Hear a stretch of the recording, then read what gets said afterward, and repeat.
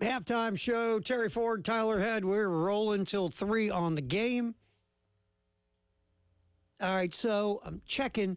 I got these new earbuds. Okay. Ask me how much I paid for them. How much did you pay for them? None. That's the best kind. Yeah, they are. They sound a little weird. I might have to go back to my other ones.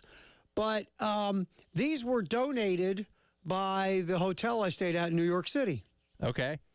They don't know they donated them to me, but they donated them to I me. was say I don't recall getting earbuds at any hotel I've ever been at before. No one's ever donated those to you? No. What kind of hotel was it? It was a New York City hotel. Okay. And basically, and they had a nice workout, nice fitness area. Okay. So I'm up in the fitness area, and they had earbuds. They called them disposable. All right. But, I got them. I'm like, these are solid earbuds. I mean, they're not like, wow. I mean, Sure. they're not Beats earbuds or anything, but they're fine. I'm like, and then they have a place where you dispose them. Yeah. I'm like, why am I disposing of solid earbuds? No. I'm going to dispose them in my shorts pocket, and then dispose them into my backpack and dispose them back to South Carolina with me. Yeah. I'm disposing of them. I'm just disposing of them in a different receptacle. I don't think they're too upset about the earbuds that escaped their hotel. That's what I'm saying. I think I did them a favor. Matter of fact, I should have grabbed 5 or 10 to dispose of. So I feel like, because again, earbuds aren't one use. You can use them multiple times, but I feel like they have to put disposable so people don't think that they're getting some earbuds that somebody else has already had their nasty earwax in or something like that. My guess is you use them and you put them back in their little thing and you put it in there and they take them and clean them and put them back in a new pouch. I'm sure. Yeah. So I just did them a solid. Yeah. So I'm here to take help. them. I should have grabbed a handful. Yeah. See, I've always been with something about the over-the-ear thing just feels natural in a studio, because if I have earbuds in, I feel like I'm listening to music. Because I have earbuds, which I guess I could theoretically, and of course I have a really long cord that allows me to move around the studio in here, so that's helpful too. Yeah, I mean, you need a gigantic cord to be able to navigate. Anytime someone wears earbuds on the radio, I always think of Mike Francesa on Mike Francesa in New York City. Yeah, on WFAN in New York City, because he wears the that's part of his logo of him wearing the earbuds. That's what I always think of. I used to wear the old school cans like you do, but I won't lie. As I've lost hair, the top of the headphones that go around get on my head, and it bugs the hell out of me. Yeah, I can see that. It just irritates me. It doesn't leave a mark or a rash or anything. It just bothers me when they're on the top of my head. Because for my whole life, I had hair that blocked them, right? Sure. Now I don't, and it's just a weird feeling to me. It's sitting on top. It's skin to headphone contact. It's weird. What I'm going to do is I think we'll do it on the video. Yeah. We'll shave that part of your head. I'm good. And then we'll just put the earbuds, and we'll put your headphones on that shaved part of your head, and you can see what I'm talking about. Want to do it? I'll use one of my mom's classic lines. Let's don't say we did. You're not down with that? I'm not down with that. You can't shave a little strip off your head? I don't want to look like Friar Tim Tebow in rookie camp with the Broncos. All right, so we are hanging here till 3. Not a good night last night for Gamecock baseball. One of those midweek losses. Look, you're not going to win every midweek game. You're just not. But that one, for some reason, you're sitting and look, Georgia Southern's better than their record. Sure. They've played a tough schedule, but it still doesn't make you feel better that you just lost 8-0 in the midweek. And if I'm thinking correctly, the first time getting shut out this year. Yeah, and you only had, three or four hits. You didn't really walk, which has been your bread and butter all year. You only walked 3 times. You struck out a ton. You really didn't get. You had those 3 walks. I forget what inning it was. They loaded the bases. It was the 6th or 7th inning. I can't remember. And had the potential. I was feeling good. We've been dying to give away this dang money, and a grand slam finally gets hit at Founders Park, and it wasn't the Gamecocks. I know. I won't lie to you.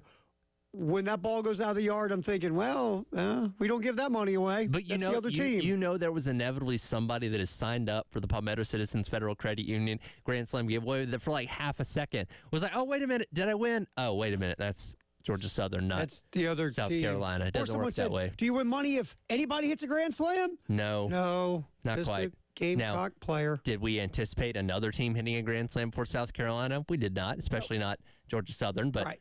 Baseball's a funny game. Yes, it is. So it was rough night all the way around, and we'll hear what's going to happen with our young guy, Mr. Copper, who went out. And I was listening to Derek and Stewart on the call when that happened with Copper and the game stopped. And I think it was Stewart was the first one noticing that he was flexing and rubbing the forearm. Yeah. Again, we don't know exactly what's going on, but when that starts happening, you start to get that, oh God, this leads to the UCL, which leads to Tommy John surgery, which leads to missing a year. And we have Coach Kingston coming up tonight on Carolina Calls at 6 o'clock, so I imagine that'll be probably one of the first questions that gets asked. But it does seem very likely that we might have seen Eddie Copper for the last time for a while. And again, it stinks because he was solid so far this year, had his ups and downs. For the most part, he was showing, hey, maybe you're a mainstay in the rotation. Let's be honest. Eskew and Kimball have not stepped up to be consistent starting pitchers. And you've started, I think, like 7 different guys have started games. Right. And so you get a young guy like Copper who you figure, okay, we'll live with some ups and downs. For the most part, he's been pretty good for us, and hopefully this continues and he gets better and develops, and we've got something near the end of the year, and then all you have is a guy that might have to get shut down. Well, and he could have been the potential once you get to the end of the season, playing in the postseason and tournaments, or the SEC tournament and NCAA tournament. He could have been a solid piece to come out of your bullpen as well, because that's what he started off the season doing, was being a bullpen guy, and then transitioned into being this midweek starter. So and look, South Carolina's got good depth of pitching right now, so we're not sounding the alarm bells. It is unfortunate that you're potentially losing this guy for the rest of the year, maybe even longer, depending on what the injury ends up being. But he could have played a vital role on this team should they have gotten deep in the postseason. Yeah, and it's been, look, the starting pitching has been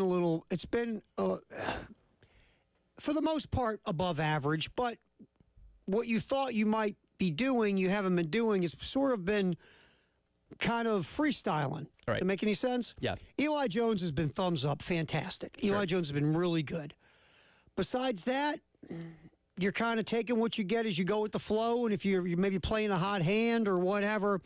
And look, to be fair to Roman Kimball, he's coming back from Tommy John. Yes. And what you're hoping for is Roman Kimball at some point gets it together, because he's got a quality arm, and if he can get himself back on track, hopefully Roman Kimball is a guy you can start to rely on starting weekends. Dylan Eskew is, let's be honest, there's been some struggling. It really has been. ERA's high, WHIP's kind of high. But again, you got a long season, and you're hoping Eskew can get himself together. But in the meantime, is Matthew Becker now step in and become what he was last year by the end of the season? Sure. Part of the rotation. Consistently, we'll see. Who else could step up? And, offensively last night, it just wasn't there. Georgia Southern, give the Georgia Southern pitchers their due. They did a great job. But South Carolina got nothing going offensively last night. And you get shut out in the midweek by Georgia Southern, coming off of losing 2 out of 3 in Tuscaloosa, where, heck, you could have won 2 out of 3. I mean, that was a weird series, man. Yeah, and again, I go back to, and there were a couple of errors last night that happened in the same inning, which, again, is something that South Carolina has not been able to correct so far this season, that are one of the worst in the SEC when it comes to errors. And, again, those aren't what cost you the game last night, but it's certainly something that, again, you need to clean up, especially as you get set to host another number 3 team in the nation this weekend in A&M. Yeah, and I think South Carolina is 11th in the conference in fielding percentage. Parker Nolan has like 7 errors. Yeah, and he was one of the ones last night. And look, and errors aren't everything in defense and baseball. There's sometimes you commit errors because you have more range than other people and you're getting to more balls. And sometimes the errors are a product of your ability to cover ground and things of that nature and maybe make plays others can't. But when it's all said and done, you don't want to be committing that many errors at this part of the season as a team. Right. So that is something you're right. And there's been some plays also that weren't going down as errors, that were plays that should have been made. Well, that's what got you last weekend against Alabama in that Thursday game, where I think only 1 error went on the books, but there were like 3 or 4 things that happened in the course of that game. You say, okay, well, if you do that cleanly, or if you clean that up, you probably win this game and win the series. It was such a goofy series. We really haven't talked about it, because we've had we've had basketball and, spring football and everything. But that was a series. I mean, you could have won 2 out of 3. You could have swept. You could have got swept. I mean, it was just, I mean, you had the first 2 games a shot to win late, right? Yep. And you didn't make plays in the first game, didn't execute in the first game, and you lost. Second game, you're tied, and then you give up a big inning. And the third game, you're down, you come back, you get a big lead, and then you do everything you can to give it back, and you win because of heads-up defense and smart baseball IQ. But what a series, man! Did I tell you about my personal experience with this listening on Saturday? No, because I firmly believe this is a team that you cannot count on or count out until the 27th out is recorded. And we were at Carolina Cup on Saturday, and as I'm driving home, I was listening to the last couple of innings on the radio, and they have a 9-4 lead going into the bottom of the night. The Braves game was starting at the same time against the Phillies, and I'm like, oh, I feel like they got this in hand. Let me flip over to 1320 ESPN and listen to the start of the Braves game. After a couple of minutes, I just had this intuition in the back of my head, like, you should probably go back and check on the Gamecocks game really quick. And I did, and lo and behold, it was like 9-7 at that point. I'm like, are they going to blow this? all heck broke loose. It really I mean, it was did. crazy. I'm listening to it, and then you hear the number down the third baseline, and you're like, oh my God, they're actually. You start to feel they're actually going to find a way to tie or win the game. Right. Alabama, Right. and then the heads up play. Tippett coming in behind the runner and Lee Croy and it was smart baseball, and it takes you back to the idea of the stuff you get taught on the practice field when you sit there and do situations, all that stuff. Sure. It shows you see this is why we do this until you get tired of it. It's stuck in your head to do because you practiced it so much. It's the thing that when we were all playing baseball growing up, like, I don't know, we have to drill this. That's not going to happen in the game. And the one time it does, the coach just looks at you like, see, told you guys, this is what we do and why we do it. I remember being, the end of practices all the time. Okay, we're doing situations. We're doing situational drills. All right, run first, 2 outs, hit it into the gap between center and left. What do you do? What do you do? And like there's no actual runner, so it's all like circumstantial. Oh, and the worst part is if you don't get it right as a fielder, your coach just keeps hitting it. Oh, yeah. Until you get it right. Hitting it harder. Yes. I can't tell you how many times being in the hot corner, I caught a ball off the face just because he's standing up there at home plate just ripping grounders. And it's like, you can catch a hot grounder at third base, but not every single one comes at you that fast. And you're like, you got like a bloody nose and a busted lip, and you're like, Coach, I'm getting beat up out here, man. Hey, let's do it again, Head. Let's go. We got to get this right. First and third, And 1 out. Where are you going? That's why I was a better outfielder. Oh, I hated the infield. I played on the green. I liked first base. First base was a lot of fun. See, I'm left-handed. Okay. So I was always at first. I was an outfielder and a first baseman all the time. Yeah. And I loved being on the green chasing fly balls. I hated being in the infield. Yeah. I just hated playing infield. And so situations weren't as bad. I always felt being in the infield, the situation, drills were the worst. Yeah. But every now and then I have to come in because being left-handed, I was the third string first baseman or whatever. Well, so and eventually, you're 8'2". So. yeah, Terry, come on in. You gotta come on in here and play some first in the situational drill. I really don't want to, Coach. Let me stay out on the green. I love the green. All right, so we'll see what happens moving forward with A&M coming to town. Again, number 3 team in the country. But South Carolina, up until last night, have been pretty much money at home. Yes. So we'll get into that through the day. We're going to hear some Mark Kingston in the next segment talking about what happened last night against Georgia Southern. That's next, hearing from Coach Kingston. Halftime show. Terry Ford, Tyler Head, rolling up until 3 on the game. You can check Game TV, powered by Integrated Media, sponsored by Shepherd's Glass. Also, you can go to the 107.5 The Game app, iTunes, Google Play Store, and you can listen to us anywhere at any time. Halftime show. Here's some Mark Kingston thoughts on last night's loss to Georgia Southern next here on the game.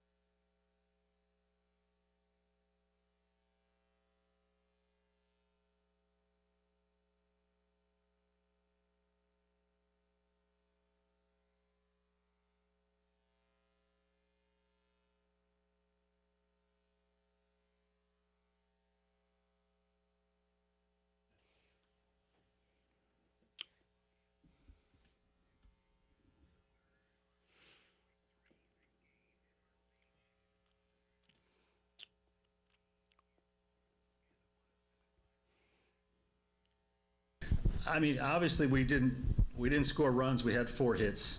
I don't know if it was the 3 days off, which is something we haven't had. We played last week. We played a Wednesday game. That's an excuse. We don't make excuses. We just weren't good tonight. Sometimes it happens. We've been great in Founders Park all year, and we weren't tonight. That is Mark Kingston discussing what happened last night. It just weren't good enough. In an 8-0 loss to Georgia Southern. Offensively, not good enough. Pitching-wise, obviously, not good enough. Gave up, 3 home runs? 1 was a grand slam. Yep. No money for anybody. That's the opposing team. We don't pay for that. Or Palmetto doesn't pay for that. So it just was a rough night. And Tyler, you brought up defensively. There was a couple of issues. Just not a good night all around for the Gamecocks. They fall for the first time in the midweek. And we'll also hear Coach Kingston talking about these kind of games happen. But first, let's grab a quick call. 803-404-6100. Seth's been holding on. Seth, we appreciate you calling the halftime show. You're on the game, my friend. What's up? Baseball, baseball, baseball. I love it. You know what? I know last night was just one game. I've watched a lot of baseball this year, and I see a very uninspired baseball team. Last night certainly was an anomaly. I hope so anyway, with the number 3 team in the country coming in at 8 a.m. But you had 2 pinch hitters last night that never swung the bat. Called 3 strike 3 calls. Runners left on base. I don't know what the Gamecocks batting average is with runners in scoring position, but I'm sure it's got to be down there at the bottom in the conference. But has there been a grand slam by the Gamecocks all year? No. There is not. There has not been, Seth. No. Tennessee has had 6. Wow. This year already. So it's not going to get any easier. And no. Certainly Georgia Southern may be better than the record indicates, but I don't know what's going on, but I am not impressed with the hitting this year at all.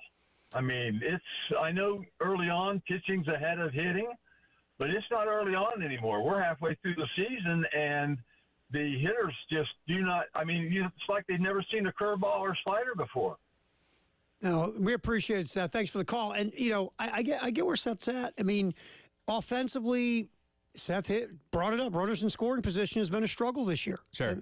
They've been getting a ton of guys on base. They're like 3rd in the SEC in on base percentage, and they they lead the league in walks. Yeah. It's just driving in runs has been an issue consistently. They've just had problems. And they've had ample opportunity to hit that grand slam this season. I believe it was Bakes that was up at the dish that took that 3rd strike looking that left the 3 runners on base. And again, you don't have to hit a grand slam every time you have the bases loaded, but at least driving some of those guys in at a regular clip would be obviously good for your offense. And again, stop leaving so many guys, on base, which again has been a problem for them a lot this season. Yeah, there's been Kennedy Jones, Ethan Petrie, Dylan Brewer, Cole Messina has had some good moments at the plate as well. The depth of the lineup, though, as you go through consistency-wise, sure. Once you get from the top level of guys this year, there has been some issues with the inconsistency. They've been walking, but it's interesting. There's a fine line here, and I'm a huge on-base percentage, slugging percentage guy. Mm-hmm. That's what I look at before batting average, because to me that impacts the game more than batting average. Right. Just to me. But I will say this. Is it great to draw walks? Yes, it means you get the strike zone, understand the strike zone. You're not chasing pitches out of the zone. You're forcing pitchers to come to you. Typically, you're ahead in a count. That way you can do what they call it today, hunting pitches. Mm-hmm. Back in the day, it was this. Your third base coach would sit over there with his chew in his mouth. All right, kid, because he didn't know your name. All right, kid, look for your pitch and rake it. Hunting pitches is looking for your pitch. Hunting pitches is, okay, what pitch do you hit best? Hunt that pitch. And today, because there's so much, I know Coach Kingston and those guys are big on analytics. Yeah.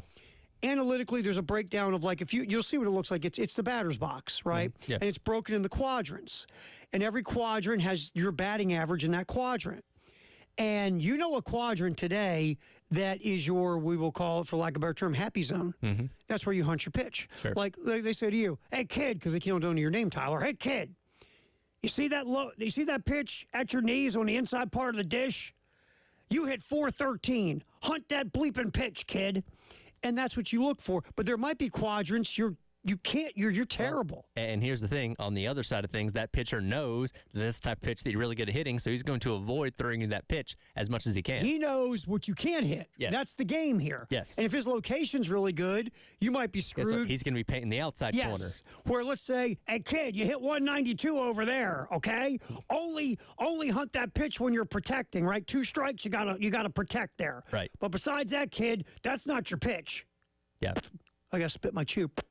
But and so South Carolina, the hard part it feels like they've gotten is they really have good strike zone judgment. Mm-hmm. Now again, problem is when they're going to quote unquote hunt their pitch, they're not consistently being successful. Yeah. That could be part of this, to be honest. And I brought up the numbers at the beginning of the season. They were really struggling with making solid contact and really driving the ball. They had a lot of pretty high ground ball percentage on everybody in the starting 9. That number has gotten better over the past couple weeks, but certainly still room for improvement compared to what some of the other teams in the SEC are doing. So, again, it's not only finding that pitch, but making solid contact when you get it. Yeah, and that's the part here. Now, you got to me, the most difficult part is understanding the strike zone. Right. And knowing as a hitter what to lay off of. Don't chase out of the zone. Get yourself in favorable hitting counts, right? Yeah. But the second part of this is part 2, hunt your pitch and execute at that point to do barrel damage, right? That's what we call it now, barrel damage. That's what you need to do. And that's where it seems there's been some issues with consistency of, okay, I'm at 3-1. Now if you miss a pitch, now you're sitting at 3-2, and now you're in a different mindset. Right now you're even. Yeah. Or if you're 2-0, you know, and you get a pitch over the middle, you miss it, you foul it off, whatever. Okay, you missed that 2-0 pitch. You might not get a pitch that good in the rest of the at bat. Sure. So you might have missed your moment. You got to get better at the moments.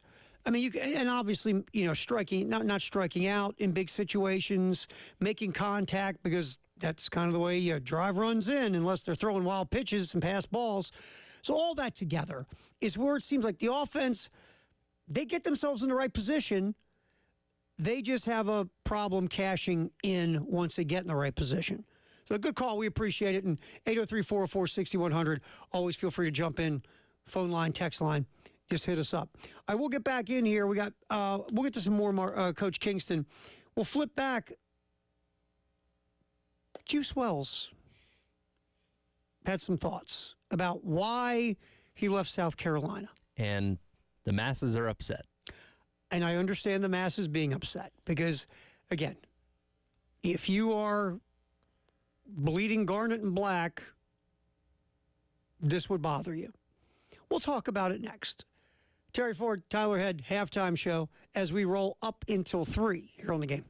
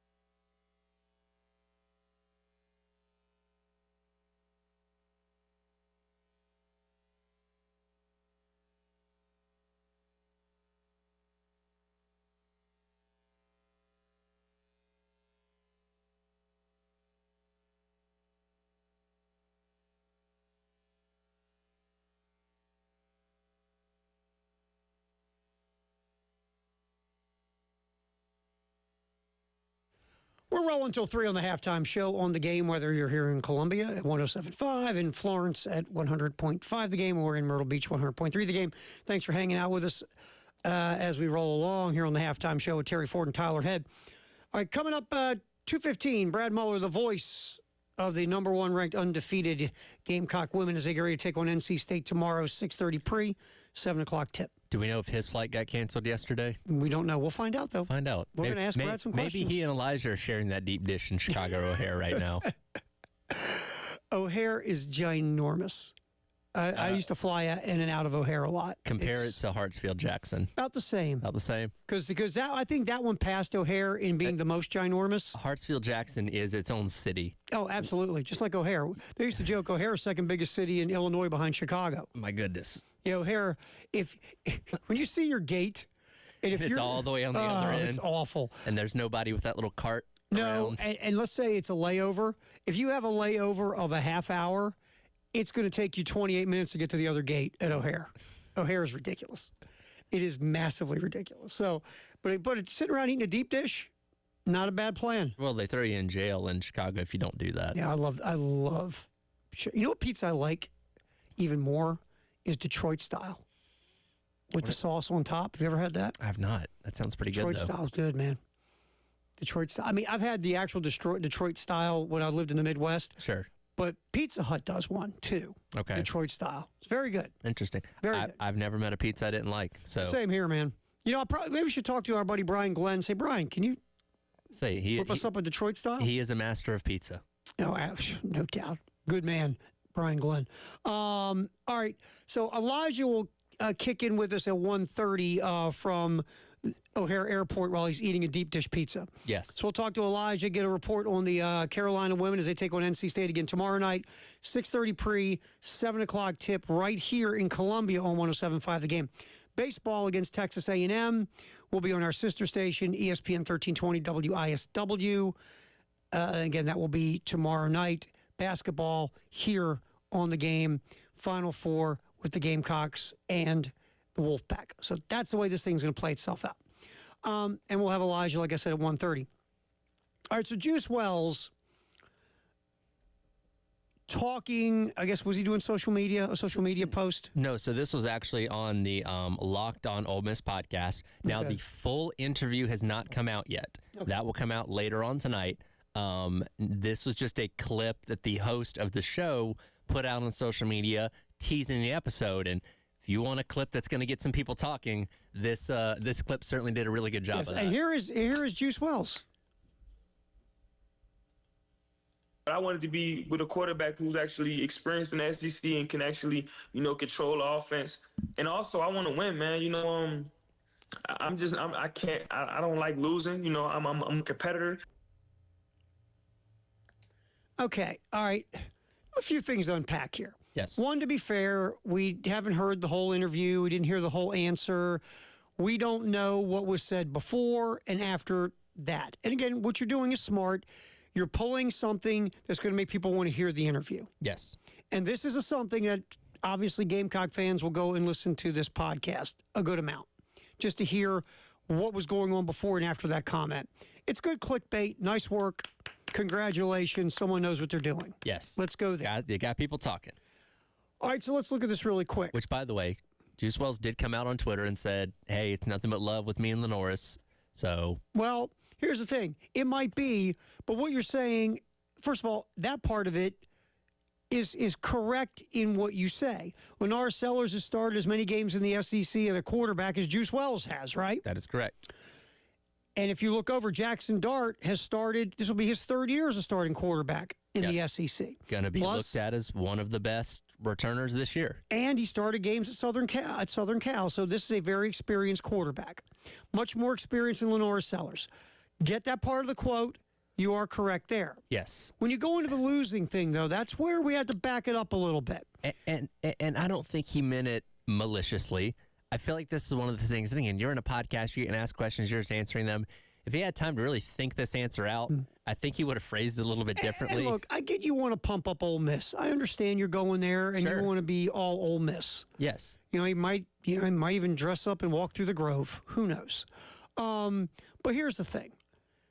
are you talking about this coming up year?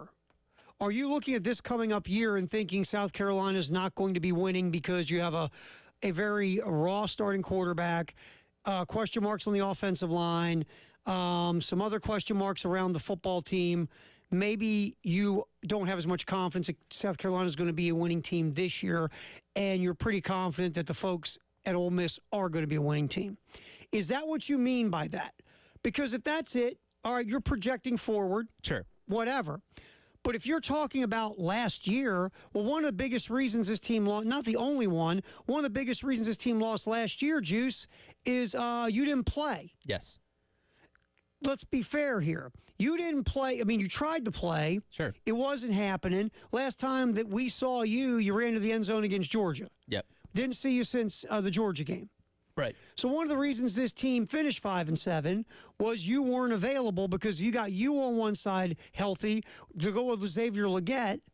You got something at wide receiver. And remember, as of course we knew Xavier Legette was going to be going on, the NFL didn't have any eligibility left anyway. Mm-hmm. Juice Wells initially told us via Twitter, at least what we thought was, hey, I'm coming back next year. Mm-hmm. So we thought, good, receiver, number one, taken care of. Let's go get some pieces around him to add this offense. And then a week and a half later, he's suddenly an Ole Miss Rebel. Yeah, so it depends on the context of you want to win. When you say I want to play where I can win, you're saying the place you were at, you didn't think you could win. Yes. That's what you're saying. Yes. Now, do you mean this coming up year? If you do, like we said, different conversation. But if you're saying that South Carolina was 5-7 last year, and that's why you don't want to be there because they weren't winning, well, you not being available is one of the reasons. I was going to say, having another dynamic receiver to play opposite of Xavier Legette, that's probably worth, I'd say, a win or two, and at ready, least. Let's go back to the year before when you were playing. 8-5, took out 2 top 10 teams, went to the Gator Bowl. So you did win. You were on a winning team and part of a winning program when you were on the field 2 years ago. Right. So that's my thing. Look, I get it. You rather play with an experienced quarterback like Jackson Dart than a guy with no experience like Lenore Sellers. Now, heck, Lenore Sellers might end up being better than Jackson Dart. We don't know. Yeah. But right now, I see the experience compared to the lack of experience, and that's what you said. Okay, and if you just would have stopped there, it would have been like this. Okay, I get that. Sure. Because, ready? Here's what he didn't say. I want to play with an experienced quarterback because I want to know the guy can get me the ball so I can build my draft stock. Right. So let's go with that because that's really the deal. And then the other thing, too, what was the NIL offer? That plays a part in it, too. Because let's be honest, if you would have gotten offered half of what you got offered to go to Ole Miss, because you want to win so bad and play with an experienced quarterback, would you have gone to Ole Miss? Right. That's the other thing.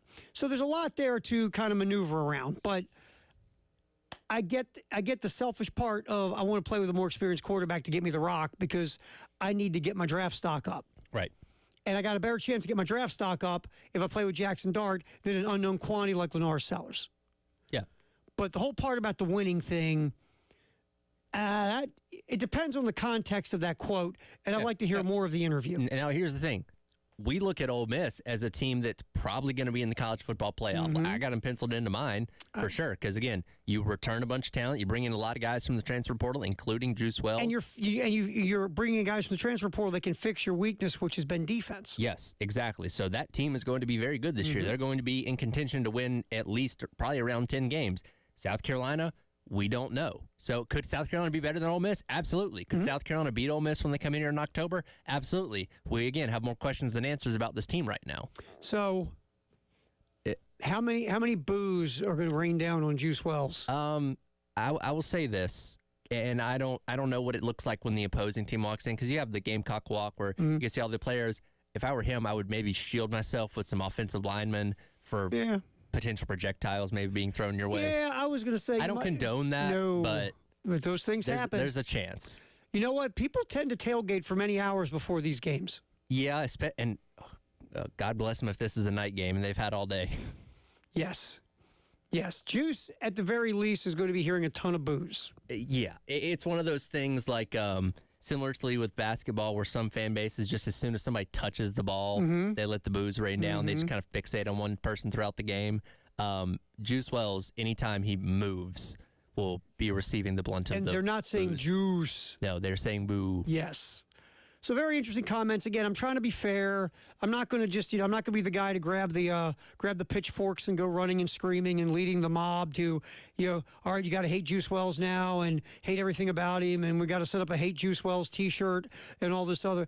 I'm trying to be fair and saying I like to hear the entire context of the interview, but just for the 11 or 12 seconds we heard. Okay, I get you about Lenore Sellers compared to the experience of Jackson Dart. Understand. Sure. Also, I know it's selfish. You want to get a lot of targets so you can build your NFL draft stock. Understand you. The losing thing, again, I want to hear more of where that came from, because part of that was Juice Wells, but the second part is 2 years ago when you were healthy, you were part of a winning team. That, by the way, was moving with a lot of good forward momentum. Sure. Just saying. All right, 803-404-6100, your thoughts, whether it's phone, text, feel free to hit us. Our Text the Hour is coming up here in just a few minutes. Also, do not forget, craft beer cards back. You can spend $30, a brewery at 12 craft beer locations, $360 value, only cost you $79. Go to 1075thegame.com and click on Sweet Deals. Come back, hear from you on the text line on our Text of the Hour. People have thoughts. I bet they do. On the halftime show. Terry Ford, Tyler Head on the game.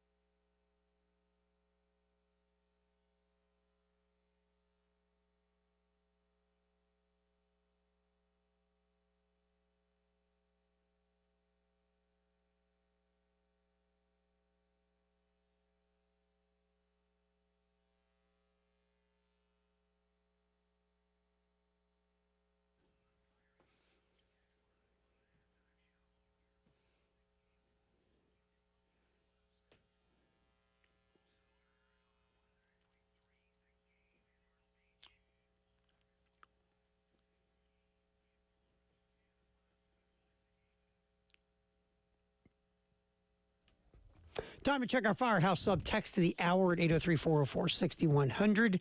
Here on the Halftime Show. We appreciate the folks at the Men's Clinic of South Carolina sponsoring our little get-together here. What do you got there on the old text line? Well, to no surprise, the people are fired up about Juice Wells and what he said there. Brock weighs in. Judas Wells quickly went from my favorite Gamecock to one of the players I loathe the most. It's a shame that he can't just keep his mouth shut. Yeah, it was interesting. And again, I get it. You want to cozy up to the folks you're with now. It's the way it always works. It's like in relationships. You're always cozying up more to the one you're with than the one you left, Sure, right? Sure. And you'll always talk bad about the one you left to make the one you're with feel better. They were terrible. The worst person ever. You're never going to look over and go, to be honest with you, Yeah. my ex was a better cook. She did things like this. Yeah, exactly. Well, you want to go back to her? Why don't you? Exactly. Yeah. Well, good. You know where she lives. Feel free. And that's the thing. You're always cuddling with your current. Of course. And that's part of this. But, look, sometimes, like Brock said, you know what the best thing to say is? Nothing.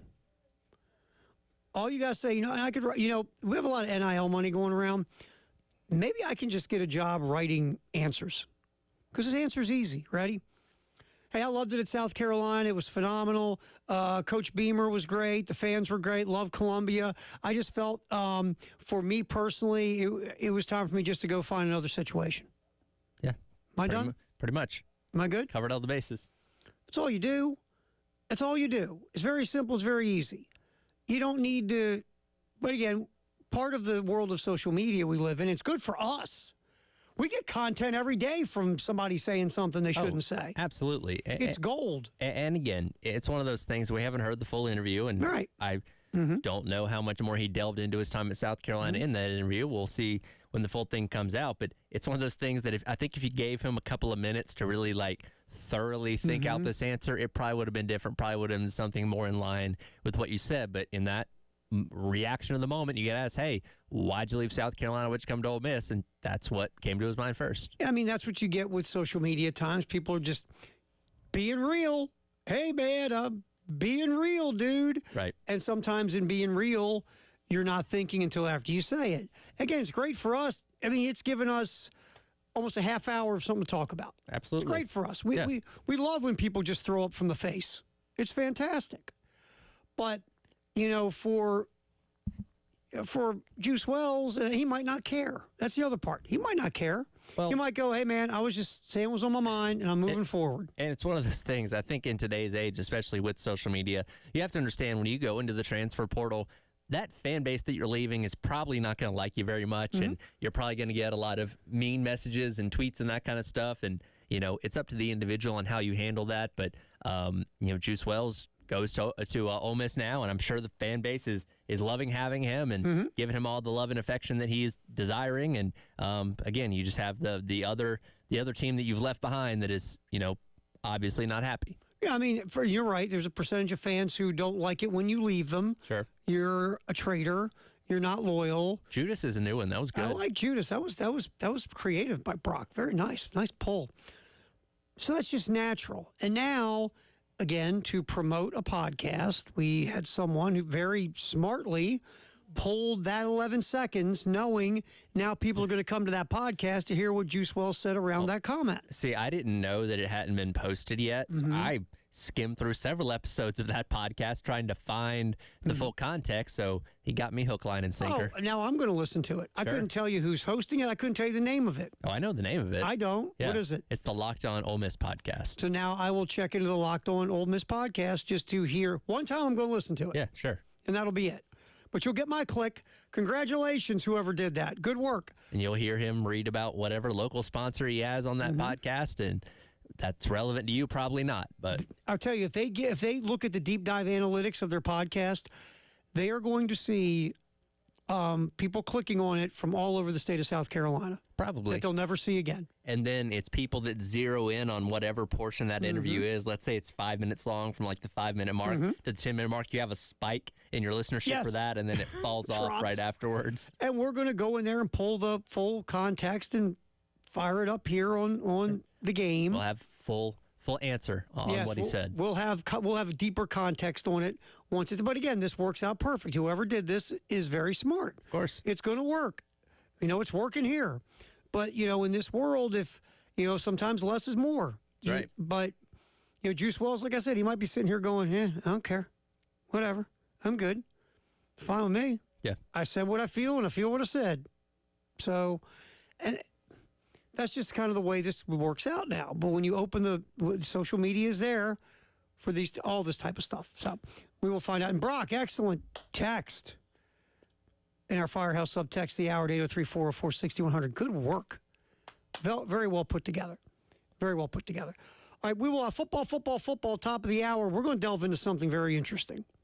The Athletic, posting The Athletic about setting up a new world order in college football that is going to freak people out if you haven't read this. The future is now. And I'll say, honestly, most of it I like.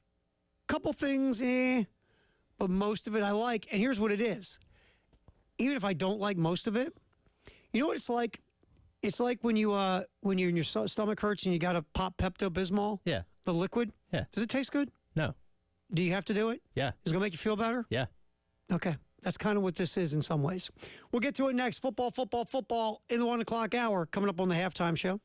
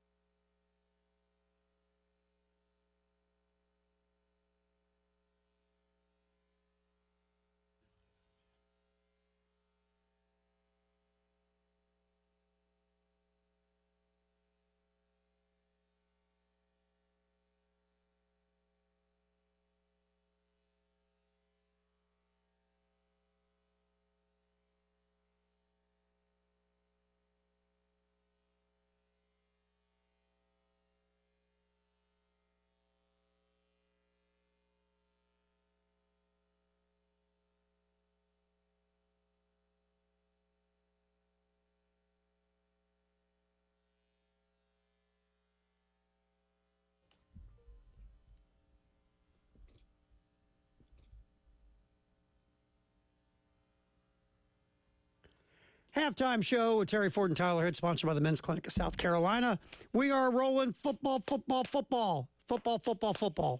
Sponsored by Atlantic Windows and Doors. All right, so very interesting post in The Athletic. I love The Athletic. That's great. It's one of these things I don't mind spending money for, is The Athletic. It's one of those things, and not that ESPN doesn't do a good job, but if I see something from The Athletic, I know it's very thorough, very well researched, very well done. You have some journalists at Yes. The Athletic. They get paid very well. Yes, as they should for the work that they do. It's just a really, really good site. It's good stuff. All right, in The Athletic, there's a very interesting post today by Andrew Marchand and Stuart Mandel. And it's about the future of college football. It's a bunch of college presidents, Roger Goodell's right-hand man, and some other top executives that put together this plan. And the group is called the College Sports Tomorrow, or CST. Wonder how long it took them to come up with that name. Yeah, exactly. But outsiders are calling this plan Super League.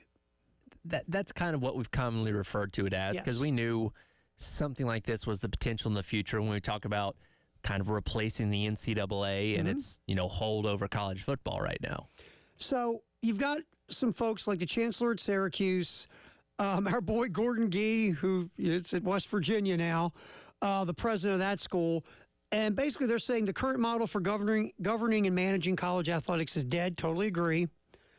Gordon Gee says we're in an existential crisis. I agree with that. Yeah. I think that as we go through this and pick through this, a lot of this, whether you like it or not, has to happen.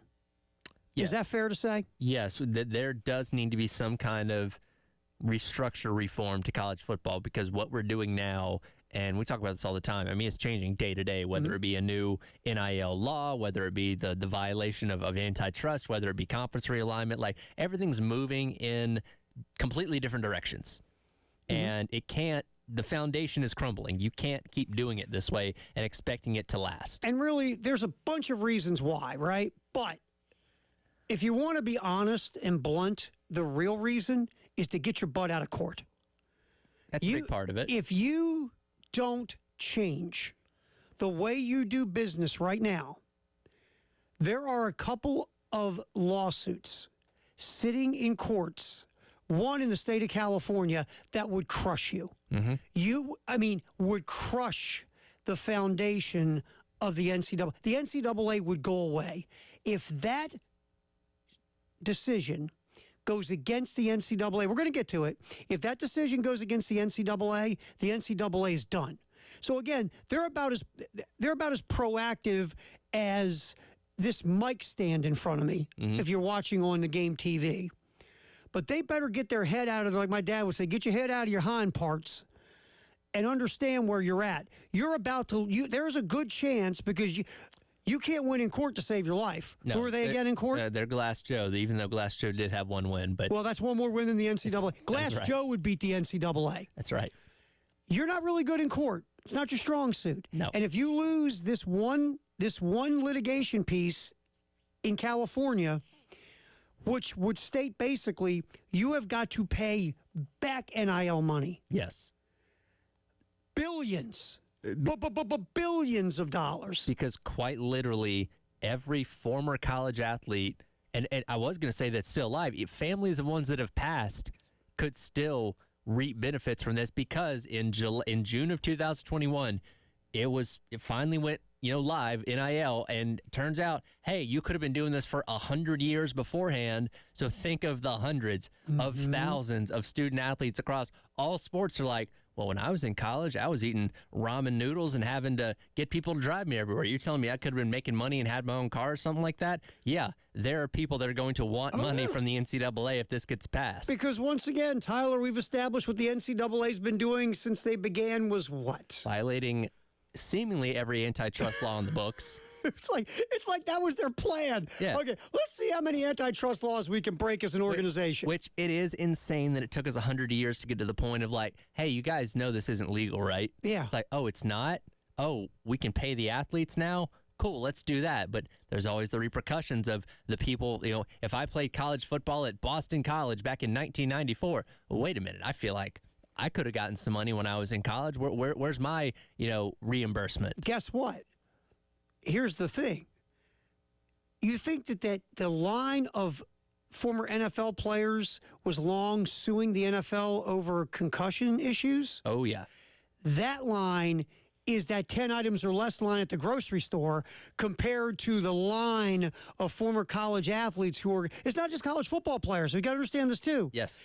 Any college athlete who is deprived of NIL, golfers, swimmers, Yeah. track and field athletes, crew athletes, just Sure. pick them. And the crazy part, like, how do you determine the value of somebody that was playing a sport when NIL wasn't a thing? And that's a whole nother can of worms of like, okay, well, I think I was worth $100,000. You can't necessarily disprove that. Right. So if the NCAA loses this piece of litigation, it's over. Basically. It's over. Because, again, if you're smart, you keep appealing it and it'll go to the Supreme Court and you'll probably lose there, too, because, once again, we've established this fact. Well, you broke laws for 100 years. Here's the thing. You're going to lose this case, and you're going to look at the judge. They're going to look at the judge and say, well, where are we supposed to get this money? Not my problem. Yep. See ya. Should have thought of that. Yeah. I'm off to lunch. Have a good day. So, once we get back to this post, I just wanted to set that up that the NCAA and the people that are involved, and we'll just keep it on college football for a minute, you've got to get ahead of it now. Because this doesn't just affect the NCAA. This affects the sport. Yes. You got to get ahead of this now. And then this thing I know that makes everyone involved with the NCAA and college football, want to throw up in their mouth. You got to be proactive. And you've got to get ahead of the game. Part of this, I think before it's all said and done, what we're going to look at here, pieces of this are going to be used moving forward to make the changes that need to be made. Yeah, it's not going to be this exact model that's being proposed. And here's the thing. There's validity to this because this is a group of people with prominent names and prominent voices within the sports community. This isn't some group of schlubs. They're like, hey, I got an idea for college football. Let's do this. Like, no, these are respected voices. They've already met with the ACC back in February. There's a lot of hurdles to make something like this happen, and I don't think they'll be able to implement it to a T. But I agree with you. I think there are going to be bits and pieces of this in whatever the new reality of college football is somewhere in the near future. This isn't that dude Burnt Toast or whatever he was, Buttered Toast, or the guy that got the Jimbo Fisher stuff going, sliced bread, whatever the hell he was. Yeah, that guy. This is like for real people, like the number 2 guy in the NFL, Brian Rolap, I believe his name is. One of the NBA owners is in there. Yeah, David Blitzer from the Sixers. Len Perna, who is the lead organizer from a search firm called Turnkey ZRG. They placed nearly all the top conference commissioners, including Tony Petitti from the Big Ten. So this is a crew of dudes who have got skins in the game. Yeah, they got pull. Yeah, and so basically what they're doing is they're taking from like the NFL and professional soccer models to come up with this new world order of college athletics. And one of the reasons is money you can make by having more of a NFL-style TV deal. Yes. And 2, to get your butt out of court, like we just talked about. Well, and that's the crux of the matter of what I think complicates making this happen, because everything is structured based around individual conferences. Yes. The SEC has its own TV deal. The SEC has its own way of scheduling. The SEC has its own way of doing this and doing that. Every conference does things differently, and that's the way it's always been in college sports, where literally every other high level of sports, the NFL, NBA, MLB, it's all together. The NFL has one television contract for the entire league that everybody benefits from. The SEC has their own contract. The ACC has their contract. Big 10, Big 12 have their own individual contracts. And the fact that all those are locked in through varying degrees of years, and we know the ACC is locked in through 2036, that's what complicates this, because everybody's like, well, I have guaranteed money until X year. If we do this, you're complicating that for me. Especially the SEC and Big 10, which are getting much more dough than the Big 12 and the ACC. So here's the deal. All right. This outline, we'll call them the CST. Make it easy. Sure. The CST would create a system that would have the top 70 programs, all members of the 5 major conferences, plus Notre Dame and new ACC member SMU, as permanent members of this Super League. Now, that obviously you have 130 FBS universities. Yes. 70 of them would be in the Super League. And you're sitting there saying, wait a minute, Terry. It's a Super League.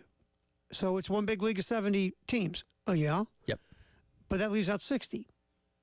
Yeah. How's this thing going to work? I don't understand. That's what we're going to tell you next. We're going to tell you how this is going to work next. Because they've got a plan. This is the part where I agree, but then I disagree. We're going to get into this next. I like the outside the box idea. I like it in theory. There's just one thing I would like to keep if we could.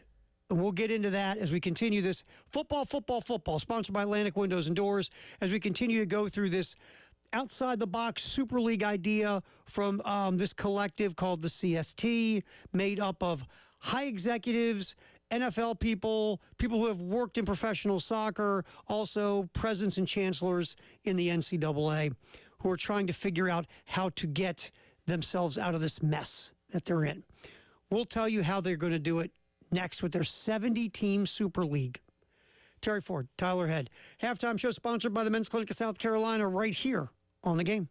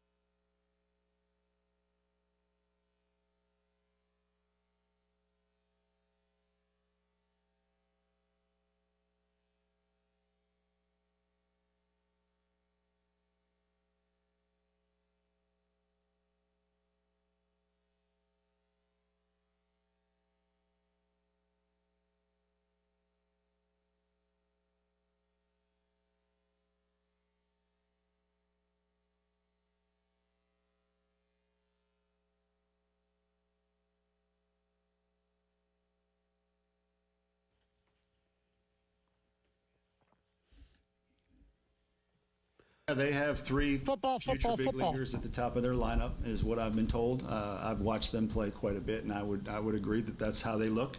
And then they're pretty good after that as well. I mean, they're really good 1 through 9. They're 26-3. It's a really good team, and we need to be ready for that. And I think we will be. That is head coach Mark Kingston, and me blabbing in the beginning. Jeez, I don't know. Anyway, Pavlov's dog. It stops. The guy stops talking. I start talking. Even though, hey, let's play the sound. Let's do this. And then I totally brain cramp. That's why I'm here, Terry. Thank God. Okay, so there's Mark Kingston talking about a very good Texas A&M team coming into town, sort of like when a very good Vanderbilt team came into town, number 3 in the country. That worked out very well for the Gamecocks. We'll see how it works this weekend with A&M showing up at Founders. You have pitching information, sir. Yeah, so they just released the starting lineup for this weekend. Eli Jones, as expected to be the Friday night starter. Game number 2 starter, Tyler Pitzer, getting moved from the Sunday slot to the Saturday slot. Interesting. And now Sunday is still left, TBA. That could be Johnny Bullpen. Could be. We'll see. Now, you did have just about everybody through last night, but nobody threw more than 2 innings, so everybody is available, good to go for this weekend. Could see Matthew Becker start it, maybe throw 3, and then you just open up the bullpen gate, and here we go. Maybe so. Let's go. And again, as they've done with all these series, you see what you use on Friday and Saturday and figure out what you can do on Sunday. And look, I understand that's what you're doing. At some point in a perfect world, you could come out with a pure 1, 2, 3 and then ride with it. But right now, is it a good thing that you're still trying to piece together your weekend rotation this deep into the year? No. But can you keep winning as you try to figure it out?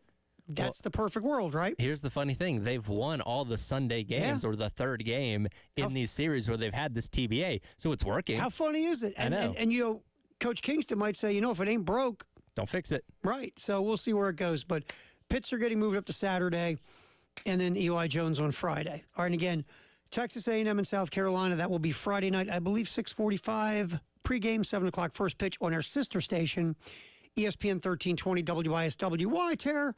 Because we have this thing called the National Semifinal with South Carolina and NC State here on the game in Columbia at 107.5. That is a 6:30 7 o'clock tip. Now, to confuse you more, in Myrtle Beach, you'll be getting the baseball game on 100.3 The Game. I don't know how you keep up with all of it. I really don't.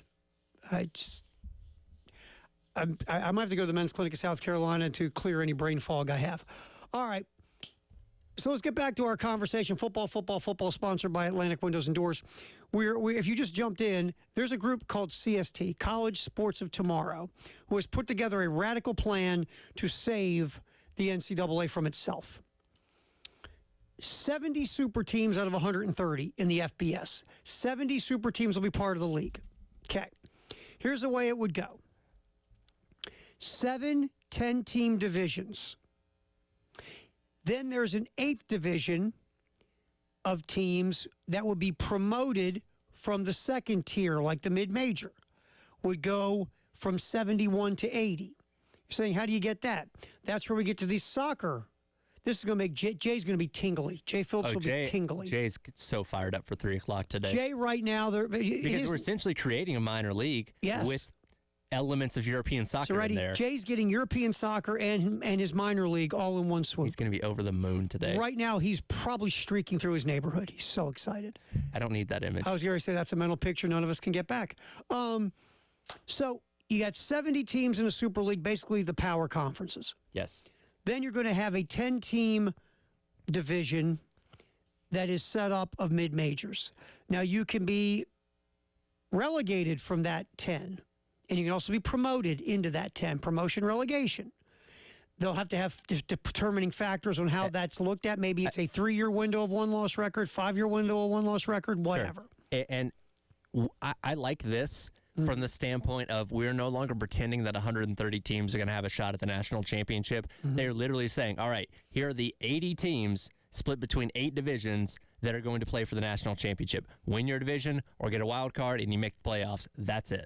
And I've got no problem with this because basically what it will be, the 16-team playoff will be the 8 division winners and 8 wild cards. Yeah, it's an NFL style. Yeah, As much as we love our committees, Terry, we love our committees here in America, but you're saying go take a hike to the College Football Playoff Committee. Your subjectivity is no longer needed. No, now we're going to do this with cold numbers, Yes. which again is the way you should do it in As the first every place. other sports Yes. league does with their playoffs. Yes. It's based on win and loss, head to head, all that stuff. It's like, well, they didn't impress me enough when they beat that team by 10 points. Now, again, I'm all for this because I think it should be done in a clear-cut, cold, numbered manner. And here's the thing.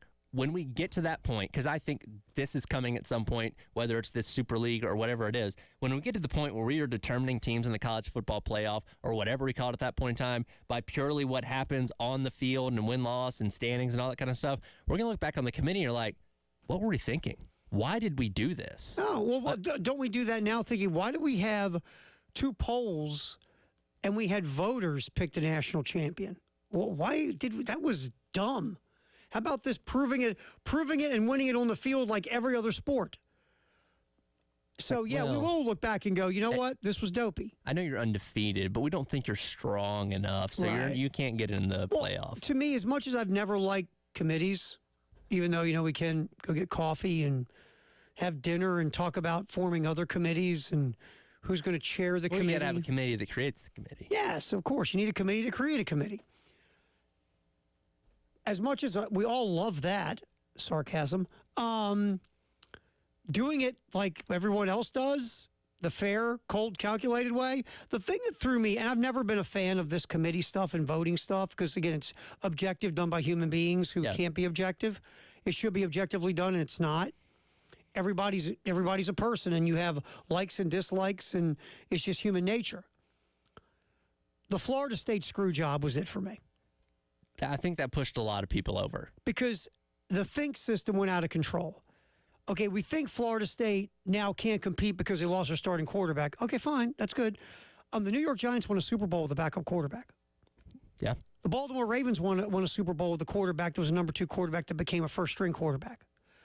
This whole idea that I know. How do you know? Because I know. Well, how do you know? Because I do. No, you don't. No one knows anything. Were the odds against Florida State losing their starting quarterback? Absolutely. Sure. Was it impossible? No. We've watched enough Disney movies, right? Yeah. I mean, there's no way the U.S. hockey team with a bunch of college kids could beat the great Soviets. And people rightfully brought up Ohio State used their 3rd-string quarterback to win it all in 2014. Yes. It's happened before. Yes. So the think system there is when I was done. Because the more I thought about with Florida State, I almost fell into that trap. Then I stopped and went, wait a minute.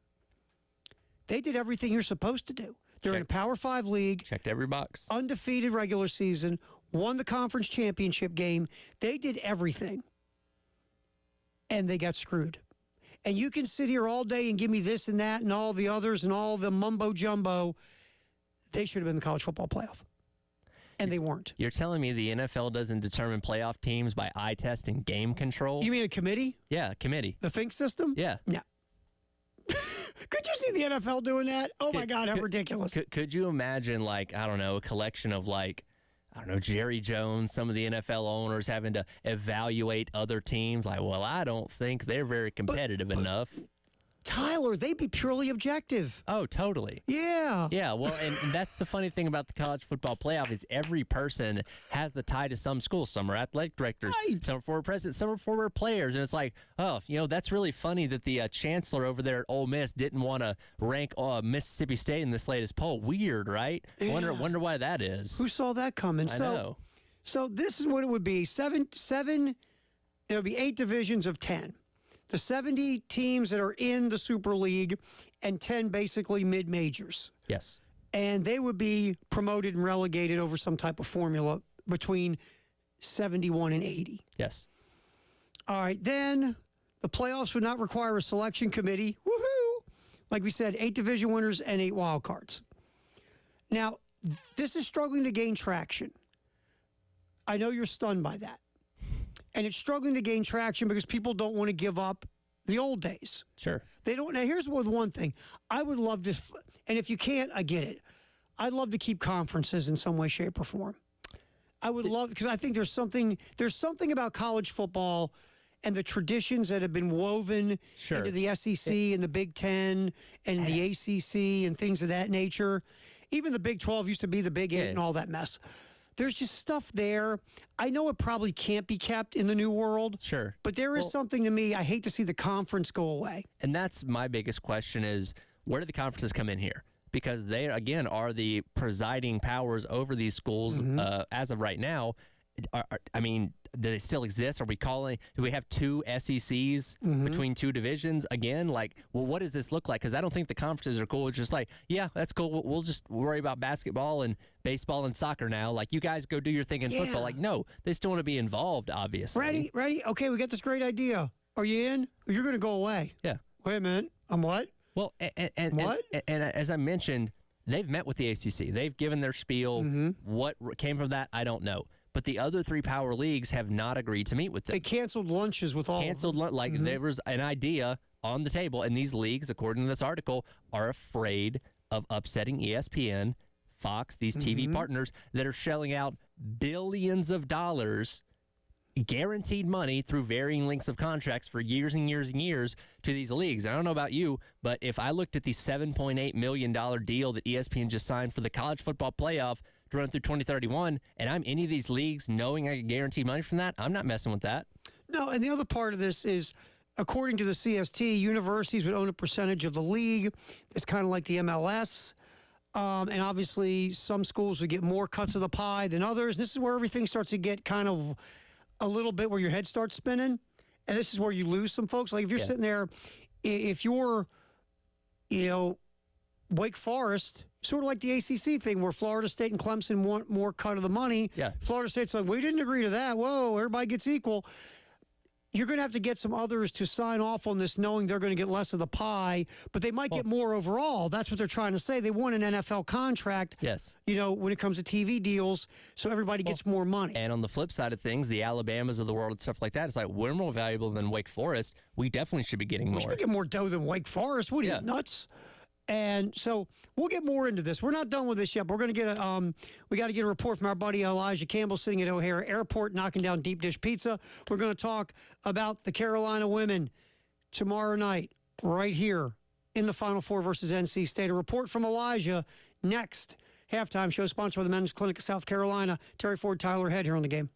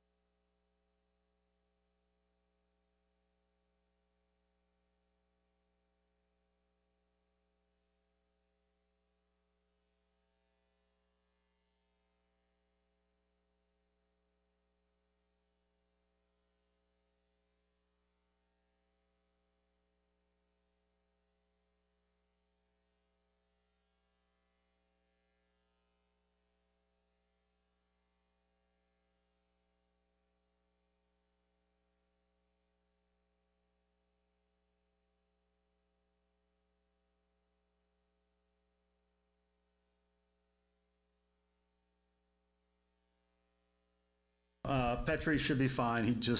He got hit on that bruise that he's had on his knee. And Copper, we have to talk to the doctors and the athletic trainers and see what they have. That is Coach Mark Kingston talking about the two injuries from last night.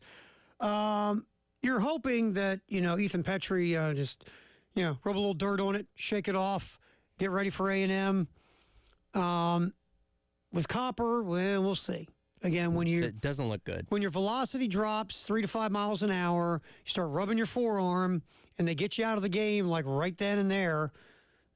Sometimes that leads down the Tommy John road. We'll see. Usually. Nobody knows for sure, but we'll see. And, of course, tonight, Carolina Calls with Coach Kingston, 6 o'clock here on the game in Columbia and also in Myrtle Beach. And baseball in our sister station, ESPN 1320 WISW tomorrow night, 6:45 pre, 7 o'clock first pitch, Gamecocks against number 3 A&M. Tomorrow night, 6:30 pregame, 7 o'clock tip, Final Four in Cleveland. Gamecocks, Wolfpack.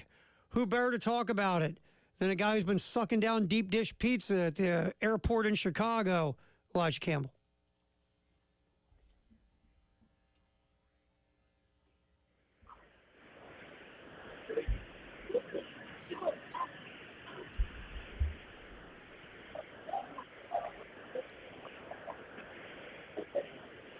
All righty. The first question for you, Elijah Campbell. Did you finish the pizza?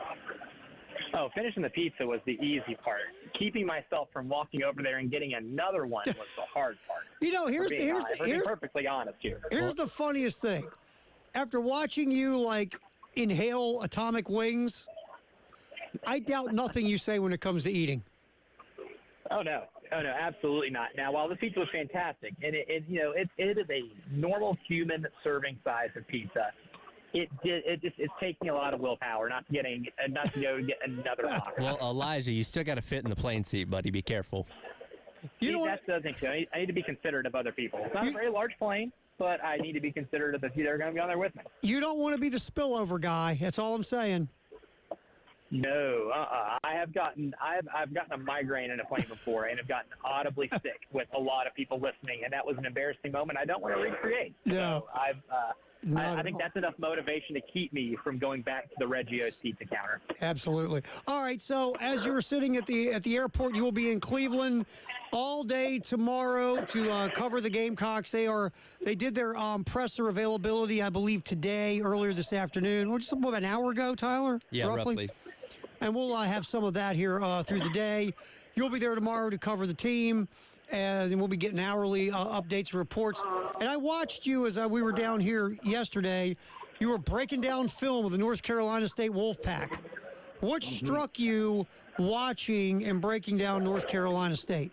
The biggest thing that I noticed, there's two things. And watching their game against Texas, defensively, I think they had a really good game plan against Texas when it comes to protecting the paint, right? They have good size. They have a center in River Baldwin who's at 6'5", who can play with most women's college basketball centers in terms of just putting a body on somebody. But they really commit to keeping teams out of the paint, especially off dribble drives. It's not quite like Virginia pack line defense type, but they do a really good job of keeping teams out of that protected paint area. And one thing I noticed was they were fronting the post a lot and then having some weak side help shade over. So whenever that pass was made over the top, there were a lot of turnovers created by that weak side help defender. I couldn't help but think of how South Carolina is going to play with, Ashlyn Watkins or Chloe Kitts up high and Camila Cardoso down low. I think they're going to expend a lot of energy in terms of trying to make Camila Cardoso Nikola Jokic, so to speak, in terms of being a passer from the post, right? They're not going to want Camila to put up 25. As good as River Baldwin is defensively and as much size as she has to be able to match up, what I would say, pretty well, I think they're going to try to get that ball out of Camilla's hands as much as possible, and that's where, that mid-range jumper that Chloe Kitts likes to shoot come in, where Ashlyn Watkins driving downhill comes into play, and then where your spot-up shooters like, Bree Hall, Raven Johnson, Tahina Paopao are going to have the open looks. They're just going to have to be able to knock them down.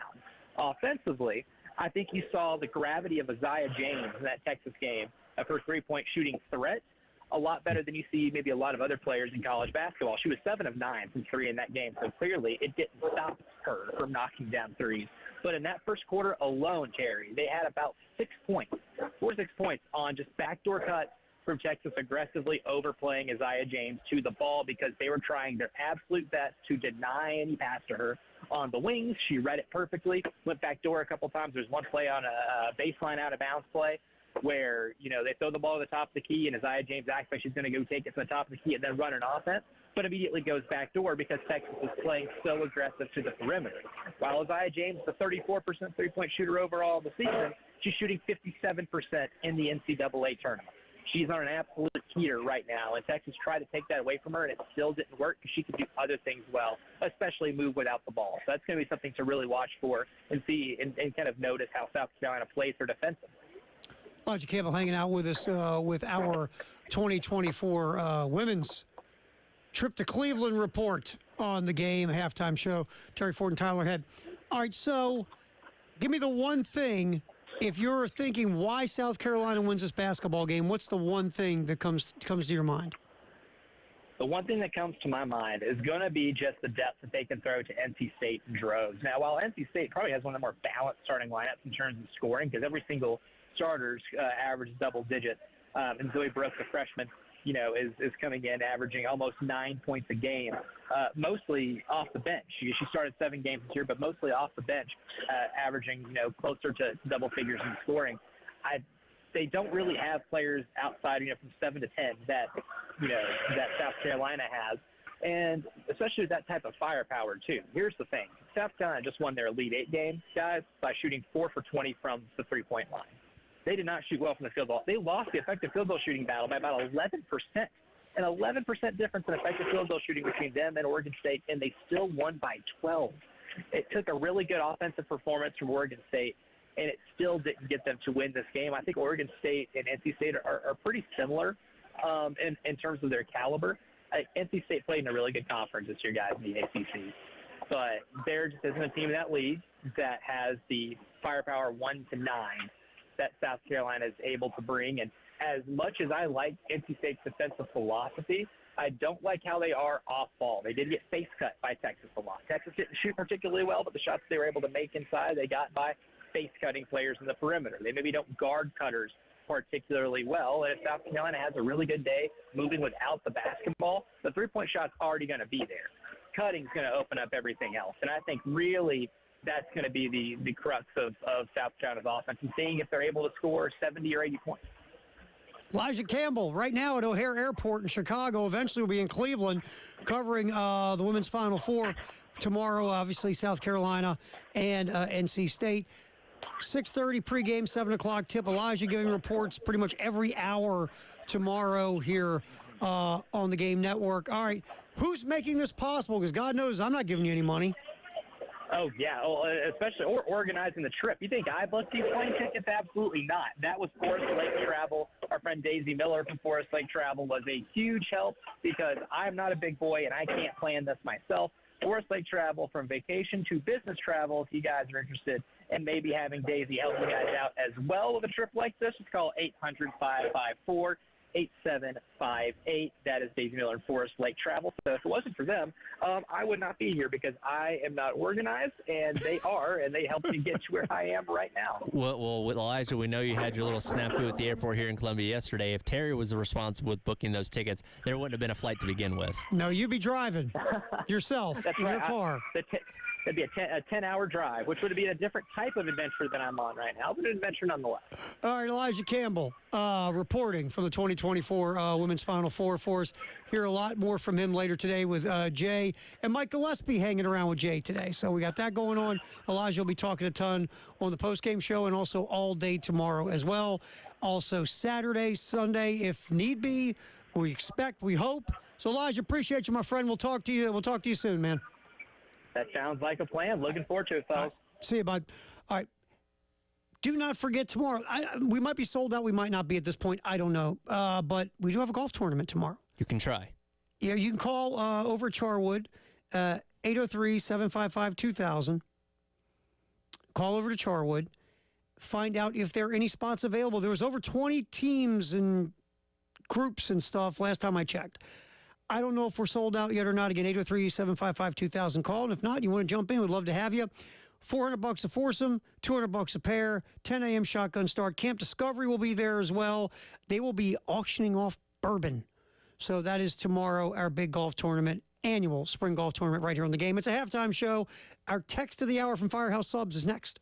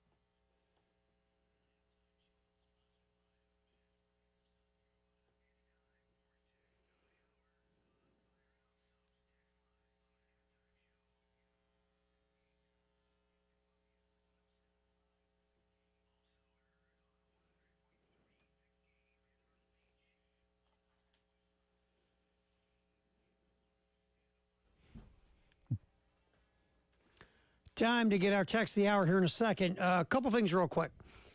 We just heard from our buddy Elijah. We'll be hearing from him a ton on the air. Off the air, he's also covering the Gamecocks on social media. You can see that. You can go to our Twitter X account at 1075 The Game, Instagram, it's 107.5 The Game, and our social media coverage sponsored by our friends at Modern Exterminating. All right, what do you got there on the old text line? Sponsored by Firehouse Sub. So I'm not sure what gate Elijah was flying out of, but Beth from Lamar weighs in and says O'Hara's gate number H, or gate letter H, is the best because it's kind of just in the middle. So I guess you don't have to go as far. Yeah, hopefully. I mean, O'Hare, again, if you've never been there, and you've been to Atlanta, so I've been to Atlanta, and they're about the same size. Yeah, they're it's just huge. they're like cities. Yeah. It's gigantic. It's like dome cities. And that was the funny part about, because I actually live near the airport out there in Lexington. The first time I drove past the airport out here, I was like, "That's it."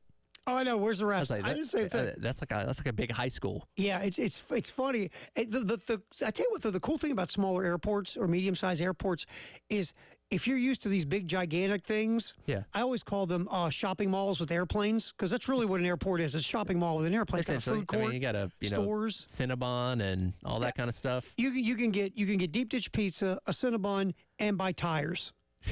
I mean, an airport's crazy. And get your teeth fixed. Like Yes. a dentist office in there, the whole 9 yards. So, yeah, I just call it a mall with planes. That's a fair way to look at it. But yeah, I mean, it's just the medium-sized airports like here in Columbia. It's so much easier to navigate when you're used to these big behemoth airports. Sure. It's like, wow, this is great. It's so user-friendly. Yeah. I love this. I've flown out of Columbia once. I've flown out of Charlotte a couple times. Charlotte's obviously a little bit bigger than Columbia, but Charlotte's not like O'Hare Yeah, or it's Atlanta large, but it's not Hartsfield. But yeah, massive. It's not one of the ones. So I judge the size of an airport on if how casual people know it that have never been to the area. Right. Everybody knows about Hartsfield-Jackson. Everybody knows about JFK. Everybody knows about O'Hara. What's the one in Texas? Oh, which one? I used to fly out of Houston. There's two in Houston. There's two in Houston. Houston has two. That's how big Houston is. They've got two goodness. airports. They got Bush and they've got Hobby. I think there's one. Is there one in Dallas? Oh yeah, Dallas has a huge airport. What's the name of that one? I can't remember off the top of my I head. think that's another one, like the big ones. LAX, obviously, another big one. So, like the ones that in casual conversation, you don't have to have been there to know about it. LaGuardia. Yeah, LaGuardia, exactly. that one. Yeah, it's because Charlotte is about I feel like the same size as BWI in Baltimore, Washington. Yeah. Washington, the area in D.C., there's three airports. Yeah. You got BWI, which is Baltimore, Washington, right in the middle of two cities. You got Dulles, which is like Virginia suburbs. You got Reagan. Yeah. So you got three airports around D.C. I was going to say, I know with the one time I went to D.C., I did notice like the low flying planes constantly taking off and coming in, taking off and coming in, flying over the the Potomac River there. Yeah. I'll tell you, the weirdest one for me is I flew out of D.C. once. I flew out of Dulles and came back in Reagan. Okay. And if you're not paying attention, you think you're back at, hey, man, I'm flying out of Dulles, yeah, so I'll be back in Dulles, pick me up. Then all of a sudden you realize, oh, God. You're on the other side of town. I'm at Reagan. So, yeah, I'm glad I caught that. If not, then I would have done so. Because usually the airport you fly out of is the one you come back in on. Yeah, you would think typically most cities don't have Not when you two have that close three together. airports. So anyway, yes, texter, thank you. It said Gate L. Gate L. Okay, we'll pass it to Elijah. Thank you for the text. Or Gate H, sorry. H. H. Our Firehouse subtext, the hour at 803-404-6100. I'll say this about flying. I'm okay flying. Some people love it. Some people hate it. I'm okay with it. I don't like it now because things are getting canceled and pushed back, and flying has become like weird. Yeah. But before, and COVID's where this thing started going sideways. Before COVID, I mean, I'm never scared. I like looking out the window. It's kind of cool. It's Right. kind of chill. I just sit there and read. My problem with flying is I'm not flying the plane. That's a good point. I am one of those people, I like to control my travel. Like, if I want, I've got to stop at the rest area. Oh, Yeah. I want to get something to eat. Oh, you know what? I've never seen that before. I want to go take this exit because there's something there that's interesting to me. Sure. On a plane, you can't go, hey, bud, can you land over there for a minute? I've always wanted to see this city. Can you do me a favor?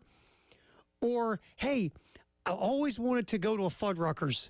I think there's a Fuddruckers right around here. Can you land the plane real quick? We're flying over Nebraska here in a minute. They have the world's largest ear of corn. I'm going to check that out real Right. quick. You can't, when you're They not got a big controlling the field. flight. They got a big field next to you. You can just land there. And plus, I know when I'm driving I got my road coffee. I'm alert. I know what's up. I don't know much about the pilot's life. I was going to say, are you one of those people, because, like the pilot and the stewardesses, they'll get on the plane, they have their bags and whatever. You're like examining the pilot, like, okay, does this guy look awake? Does he look like coherent? Does he look kind of crazy in the eyes? Like, what am I dealing with here? I want to go up front and go, hey, bud, before we take off, I got a checklist. A, are you stoned? How you feeling? Been drinking? Been popping edibles? How you doing? Opioid guy? Okay. We don't need you riding the steel horse if you're not 100%. That's number one. Here's number two. Are you feeling depressed? How's your mood? Feeling okay? You feeling all right? Yeah. You in the right proper frame of mind to fly us 30,000 feet in the air? Which is a good thing they have a co-pilot. Yeah. Now look at him. How you doing? You okay? You all right? Because you might have to jump in here. I'm going to get to you in a minute, bub. So you're not. I just think about Peter Graves and Kareem Abdul-Jabbar from Airplane. Yeah, it's fair. All right. What's trending at 2? We'll check in with Gamecock Baseball and Dow Loggins next on the halftime show on the game.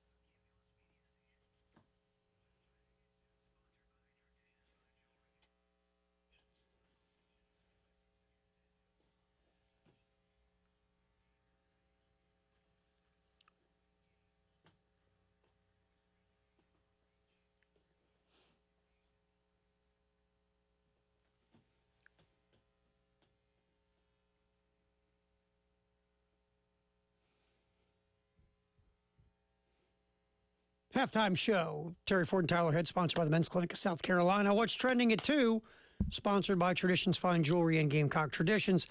I will start off what's trending at 2, going back to baseball. An 8-0 loss last night at the hands of Georgia Southern. First midweek loss of the year, but it was an ugly one. An ugly one, Tyler Head. Yeah, one of those that you just want to flush and move on to Texas A&M. But yeah, getting blanked in your first game of the year after coming off a loss to Alabama, getting set to take on the number 3 team in the country again at Founders Park. Not the best for momentum, I'll say that much. Well, the frustrating part is you won 6 straight going into Bama. You have a chance to make it 7 in a row on Thursday night. Yes. And you don't execute late in the game and you lose a tough one-runner. Then you're at 6-6 going into the late innings in game 2, and it gets away from you. And you lose that one. In game 3, you won it, but you barely hung on by your fingernails, right? Yeah. So as a Gamecock fan, that's a 3-game series that frustrated you. Then you go, it's okay, just get healthy against Georgia Southern and get ready for 3 against A&M. Took out the number 3 team in the country in Vandy at Founders with a sweep a little while ago. So everything will be okay. And then you just have a bad night all the way around against Georgia Southern and get whooped 8-0. Right. Yeah, and again, something that you hope that you can flush and move on from it. Because, look, baseball is one of those weird sports where these kind of things happen. Nobody goes undefeated. Mm-mm. Every team in the country is going to have some kind of bad loss. Unfortunately, South Carolina has had a couple of those so far this season. But, hopefully that's you're putting it all behind you. Short turnaround, playing tomorrow against Texas A&M, a very good team on all fronts. That's the reason they're number 3 in the country. And your chance to kind of get back on the horse. And we talk so much about how valuable those home series are because it's so tough to win on the road in the SEC, as South Carolina has shown, losing their first 2 road series so far. You can't let a home series get away. I don't care who you're playing. You can't let one of those get away. No, and look, baseball's all about, really sports in general, but baseball's such a long season. It's about bouncing back, right? It's about not letting one loss turn into 7. And, you have, again, we talk about it all the time. You got the peaks and the valleys. You want more peaks and valleys. So you had a rough day last night. You move forward. It's all you can do. You don't want to lose the A&M series because you lost to Georgia Southern in the midweek or because you lost 2 out of 3 in Tuscaloosa. You just got to, like you said, you just flush it and you move forward. You give the pitching matchup real quick before I forget. Pitching matchups is out, or the pitching rotation is out for South Carolina for the weekend. Yeah, so you have Eli Jones as Norville on Friday, and then on Saturday you have Tyler Pitzer moving up a day, and then TBA coming up on Sunday. All right, so we had that conversation where it could be all hands on deck Sunday, moving Pitzer up to Saturday. Jones has been money so far this year. He'll throw Friday, and you brought this up. They've won their Sunday games using this formula. Yeah. So we'll see where it goes moving forward. They found a way to make it work, and hey, sometimes what you continue to go with. And yes, they did have to throw a lot of arms last night, but nobody really deep into the game. Nobody threw more than 2 innings, so you have all the options on the table this weekend. All right, here's Mark Kingston, head coach, after the game. We'll start with the offensive struggles. Cut 9, Tyler.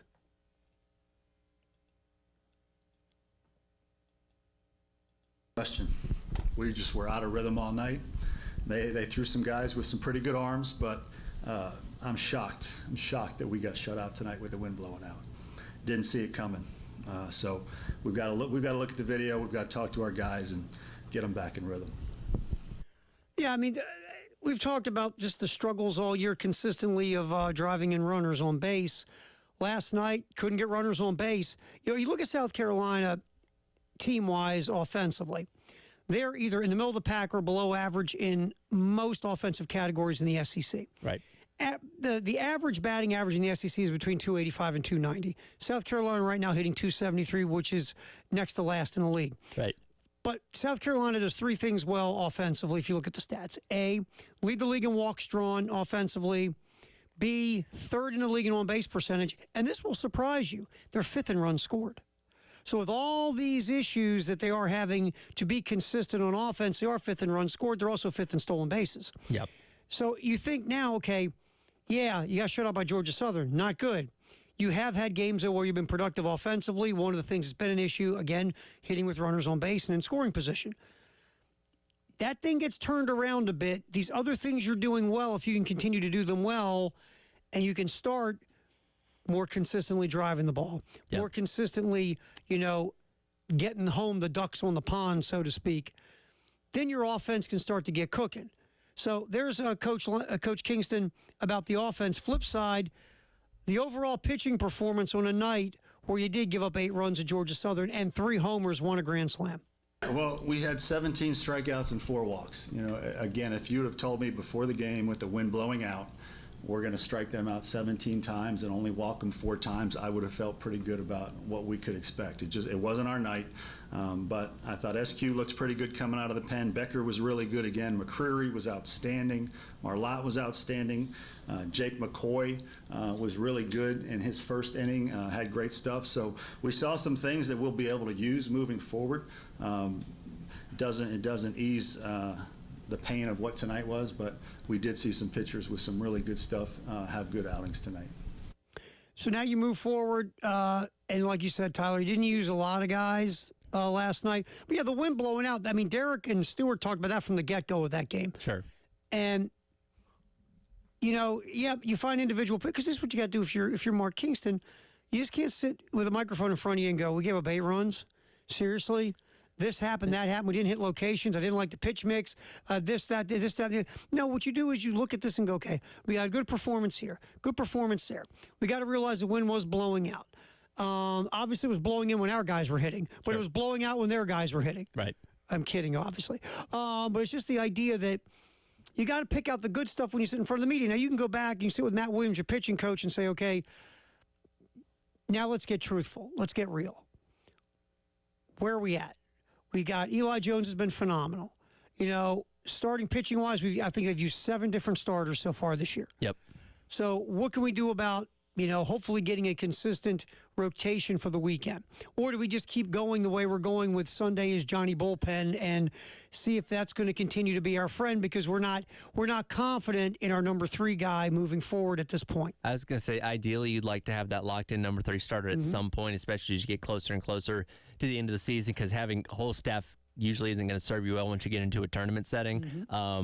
But so far, so good. Again, South Carolina's found a way to win those games. They've had to score quite a few runs in some of those games, like they did on Saturday against Alabama, but it's working so far. And, again, unfortunately for Copper, it looks like he might be out for a while, and we'll get the full report on his injury likely tonight from Coach Kingston on Carolina Calls coming up at 6 o'clock. But usually he's a guy that you could have counted on for a couple of innings in your midweek that forced you to go to the bullpen early. Good had to come in there, and really after Good came in and kind of cleaned things up a little bit.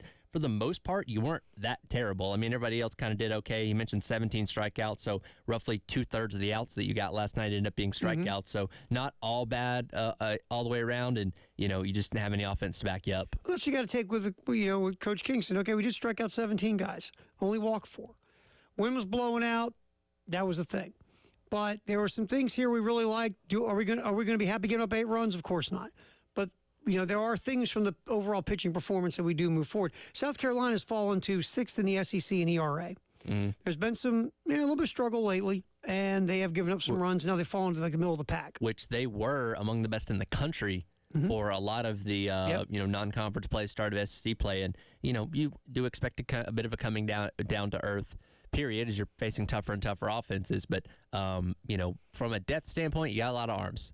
It's not like a season ago where you're dealing with injuries and, guys not being right in the head for their starts and stuff like that. You have the bodies in the room. You just got to figure out what that right combination is for them. You got depth, and that's the good news. The bad news is things aren't getting consistent for you yet. And, you think the back end of your bullpen. You think some guys that can give you some efficient and effective innings, but you'd like to nail down some more consistent roles, whether it's starters, your bullpen, whatever the case. Right. All right. We will get back in here. Oh, no, let's keep going on what's trending at 2. Let's spin over here. Dawn Staley winning her 3rd straight Naismith Coach of the Year award. Historic stuff. Coach Staley winning that award because, look, this team was picked preseason number 6. I mean, that's not terrible, but at South Carolina standards, you're going only 6th? Yeah. Replaced pretty much your entire starting. You did replace your entire starting lineup. Moved a lot of players into bigger roles. Brought in a little bit from the transfer portal. Incorporated freshmen, and your undefeated number 1 ranked team in the country going back into the Final Four. By the way, if we need to add another trophy to her collection, she was also named AP Coach of the Year earlier on today. There you go. Here's Dawn Staley on winning the Naismith Award. honor. It's an honor to represent this trophy, and I'd like to thank God for always giving me and our staff uncommon favor. You don't win an award like this without one picking a great staff. They're the ones that do the heavy lifting when it comes to being honored like this. I am honored to work with you all. It is a true pleasure to just try to outfox people every single day and every single game. Got to give it up to our players who have committed to all of us as staff members. I know we get on your nerves a lot. You two get on our nerves. but together, we find a way to make beautiful music together and win awards like this. And I also like to just thank all the honorees and all the awardees, because a lot goes into it, because our game is incredibly competitive. And anytime that you can stand and win one of these awards means a lot of people put a lot of work into it. So thank you very much. I'm super honored. And there's Dawn Staley, basically her acceptance speech or getting the Naismith. And this team, and we've talked about this, Tyler, that it's almost kind of funny. They're just kind of rolling through this tournament. Yeah, they've had some close calls, but they're just keep winning games while everybody's talking about Caitlin Clark and now Paige Beckers and, Juju Watkins. We're hearing about all the stars and superstars and star battles. And while all this is going on, the number one ranked undefeated team just keeps finding a way to win games. Yeah. And even in this Final Four, it's Paige and Caitlin and the underdog that came through in NC State. Oh, yeah, by the way, there's that number one team that's undefeated. Yeah. Is Camila Cardoso the most recognizable player on this team this year? Yeah. Yeah, I'd say so. But, I mean, and from a skill standpoint on the court, obviously amazing. But, like, from the appeal to the casual audience, I don't think she's quite in that stratosphere of a Clark or even a Beckers, because they're more household names. Sure. And the thing is, too. Not that matters at the end of the day when you're playing basketball, but from a hype standpoint. Yeah, from a hype standpoint, too. I mean, Cardozo's, she's obviously very good, but she's a back to the basket, in the paint center, except for the Tennessee SEC tournament game where she hit her only three. But, we watch Caitlin Clark. I'm going by highlights. Yeah. Hitting 30-footers, Beckers making plays. And it's just in our highlight society, that stuff catches our eye more than a back to the basket center. Nobody on this team also gives you sound bites either. No. That goes like Angel Reese says her stuff, Caitlin Clark says her stuff, Beckers has said some things like, I think that hooks a lot of people. Sure. Like, oh, she said this. Well, let's see what happens in the next game. Oh, she thinks she's this. Let's see what happens. Like this team with South Carolina, they handle their business. When they do talk to the media, it's very straightforward. Hey, focus on the next team, focus on the next goal, national championship. That's what our mindset is. And they just kind of go about their business, which isn't as appealing when you're trying to find the juice necessarily in hyping some of these games up. Or South Carolina, we stand on business. If you asked Eli Drinkwitz how he'd put it, that would be a yes. Stand on business. All right, what's trending at 2? It's sponsored by Traditions Fine Jewelry and Gamecocks Traditions. Hang out. We're going to continue on. We're going to hear from Dow Loggins, who was on the postgame show with Jay and Elijah yesterday. We're going to re-rack some Dow Loggins and maybe check a few more headlines, because there's always something going on in the world of sports. But Dow Loggins coming up. We're going to hear Dow talking about the how he adjusts to the skill set of his quarterbacks this year, because he had Spencer Rattler last year. Also, don't forget that you can listen to the game anywhere on our 107.5 The Game app. You go to iTunes or the Google Play Store, and you can watch us on the Game TV. It's sponsored by Shepherd's Glass and also powered by Integrated Media. Halftime show sponsored by the Men's Clinic of South Carolina. More trending at 2 next here on The Game.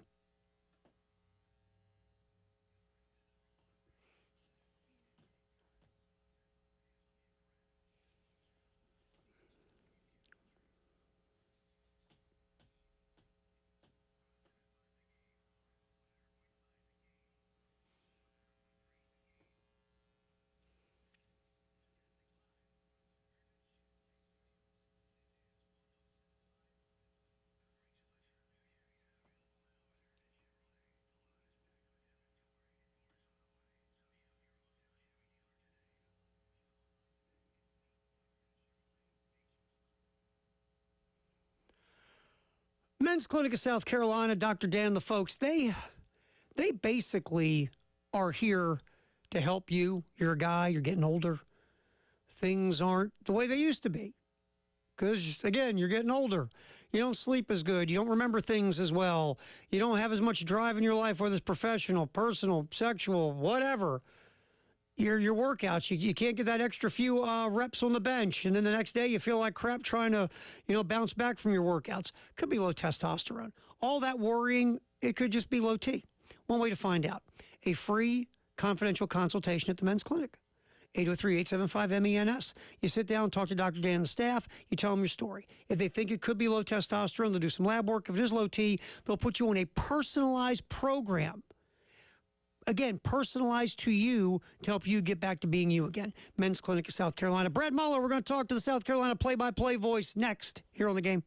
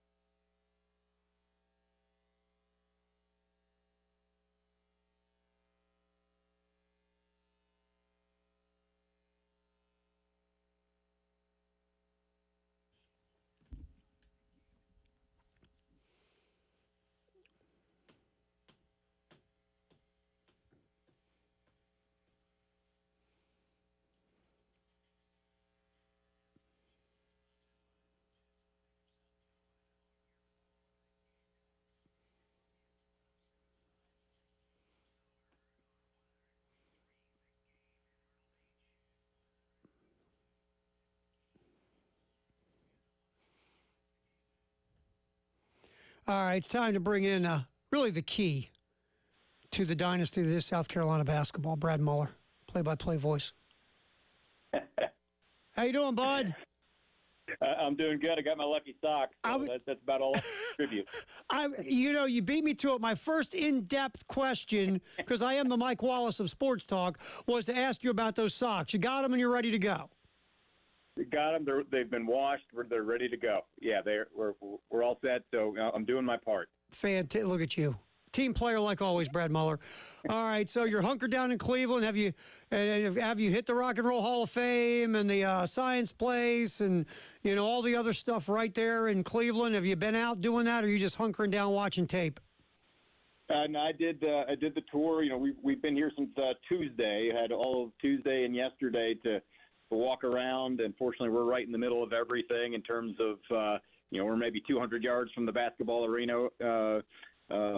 The Rocket Mortgage Arena where the Cavaliers play, where we're playing the tournament here, and then that's right next door to the Progressive Stadium, the baseball stadium for the Guardians, and maybe about a mile away from the Browns Stadium. Went to the Rock and Roll Hall of Fame yesterday. Saw lots of various different statues around town that were kind of cool. So yep, I've taken it all in. Did the Rock and Roll Hall of Fame yesterday. Now I'm ready for just basketball. Okay, the one thing, Brad Muller, you have to get before you leave there, one of the gift shops in downtown Cleveland, one of the shirt stores, has a shirt of all of the Cleveland Browns starting quarterbacks since they got back in the league. There's like 7 billion of them.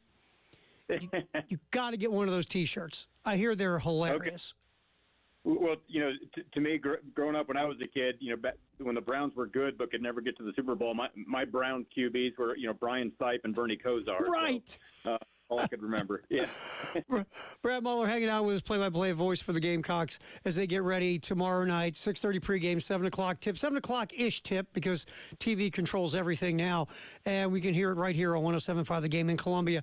And also our sister station in Florence as well, the Westwood One broadcast. All right, Brad Muller.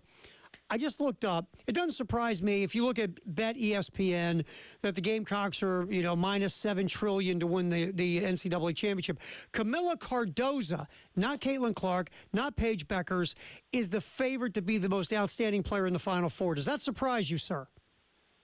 Yeah, a little bit, just because that I'm happy if that's the favorite, because that's assuming South Carolina is going to win. So I'm good with that. But just because for South Carolina, most of the time, it's not one player that's putting up huge numbers. It's rare that we have a 20-point scorer. So you could have all year long. You can have folks that are playing well, but have 12 points but we're going to have 6 or 7 kids that are going to have 8 to 12 points. So if Camilla Cardoso is the most outstanding player, sign me up, because that means the Gamecocks have won it. Brad, last time these two teams squared off, it was in Colonial Life Arena. NC State ended up walking away with the victory, and that game obviously doesn't have any bearing on what's going to happen on Friday night from mainly a player's standpoint. But what do you remember from that game, and what sticks out to you about Wes Moore as a head coach? What can we expect tomorrow night from his team? Yeah, they played back-to-back years just a couple of years ago where they beat us at our place. I think it was very earlier in the year, maybe in the first home game, and then I think we beat them the next year up in Raleigh. But, I've actually known Wes Moore a little bit for a long time, back to when he was the coach at Francis Marion. I was at another school in that conference, and he took them to a couple of Division II Final Fours. So he was always good no matter where he went. After that, he had some success elsewhere as well. But he recruits well, and he plays good fundamental basketball. And you look at his starting five, and it's about what you'd expect. It's very balanced. All 5 starters average double figures. They don't get a ton of help from their bench, but they're going to mix things up defensively. That you're going to see some man, and don't be surprised if you see some zone, especially when Camilla's in there. So he's going to give you different looks. That's a lot what I recall with him, is that sometimes he'll adjust things to the personnel that he's playing against, as opposed to just always doing what they do. He's a good coach that's been coaching college basketball for a long time. Again, they've got good personnel. They've got some very good guards. James has been lighting it up from Isaiah James has been lighting it up from 3-point range, over 50% in the NCAA tournament. And then Sanaya Rivers, who's a former Gamecock who left after her freshman year after winning the championship in 2022, is what you thought she was going to be. She does everything on both sides of the ball. And then they've got great size inside. They've got River Baldwin, who's a 6'5" post, Mimi Collins, the 6'3" forward on the other side. It's really everything you want. And they were kind of the under the radar team because they were a 3 seed, but you don't win 31 games by accident. There's some good coaching and some good personnel there. But again, what I've always taken away from seeing Wes Moore at various levels is his ability to adjust to in-game situations. So I expect he'll throw a bunch of different things at us defensively to try to slow us down. Brad Muller hanging out with us, play-by-play voice for the Gamecocks. Number 1 ranked undefeated women in the Final Four against NC State. You'll hear that right here again tomorrow on the game, 6:30 pregame. Brad, okay, a couple of these games have been a little bit closer than people are used to watching South Carolina this year. Any cause for concern going back to the SEC tournament, blowing a big lead, or is it like, look, eventually you're going to play close games. The key is you win the close games in advance? Yeah, I just always move on after each game because, when you look at who you've played a couple of teams that are in the top 12 in the country, including one team that led the nation in field goal percentage. You hate to see when big leads go away or almost go away like they did against Indiana. But again, that was a really good team that led the nation in shooting. I think the only thing you want to see a little bit better is protecting the perimeter. The last couple of games, you've given up some good looks from three-point range to some of their better three-point shooters, both against Indiana and Oregon State. And, to their credit, they knocked them down. Those are good shooters. Now, while they may not have shot for a great percentage for the game, it's those lapses when you give a great shooter basically a practice shot that you want to be concerned about and your ability to protect the perimeter. Part of that is because the guards for the opposing teams did a nice job of penetrating, driving to the hole, similar to what Caitlin Clark, going to try to do against UConn. And when there's nothing there, the quick kick out, because the Gamecock defense is quick to collapse to try to prevent the layup. And when you collapse and you leave a good shooter wide open, they're going to knock down a high percentage of shots. So they've got from the perimeter. So they've got to figure that out a little bit in terms of protecting the perimeter a little bit more, especially, again, when you have someone like Isaiah James, who's, I think she's shooting 57% from three-point range in the 4 games of the tournament. She has just been unbelievable, and you're hoping you can find a way to cool her off a little bit and make somebody else beat you. Brad Muller with his Lucky Socks in Cleveland. He's hit all the tourist sites.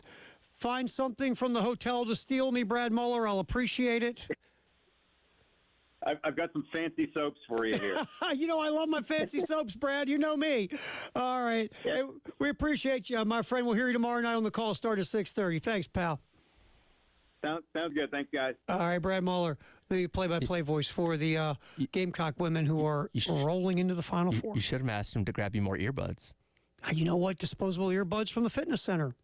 Brad, get back on the phone. Everybody needs a backup pair, right? You never know. These are a little weird. They're kind of hollow. I did ask him when I first got him on the phone. I'm like, you didn't get delayed with your flight. I forgot to ask him. He flew in with the team, so he's been there for a couple days. And yeah. I told him Elijah's, hanging out for another 3 hours at O'Hara. So. Well, we should have probably put Elijah in a suitcase to go with Brad. We'd have to get a big suitcase. He's a tall guy. 6'3". Yeah. 6'3" guy. I don't know if he'd fit very well. Probably not.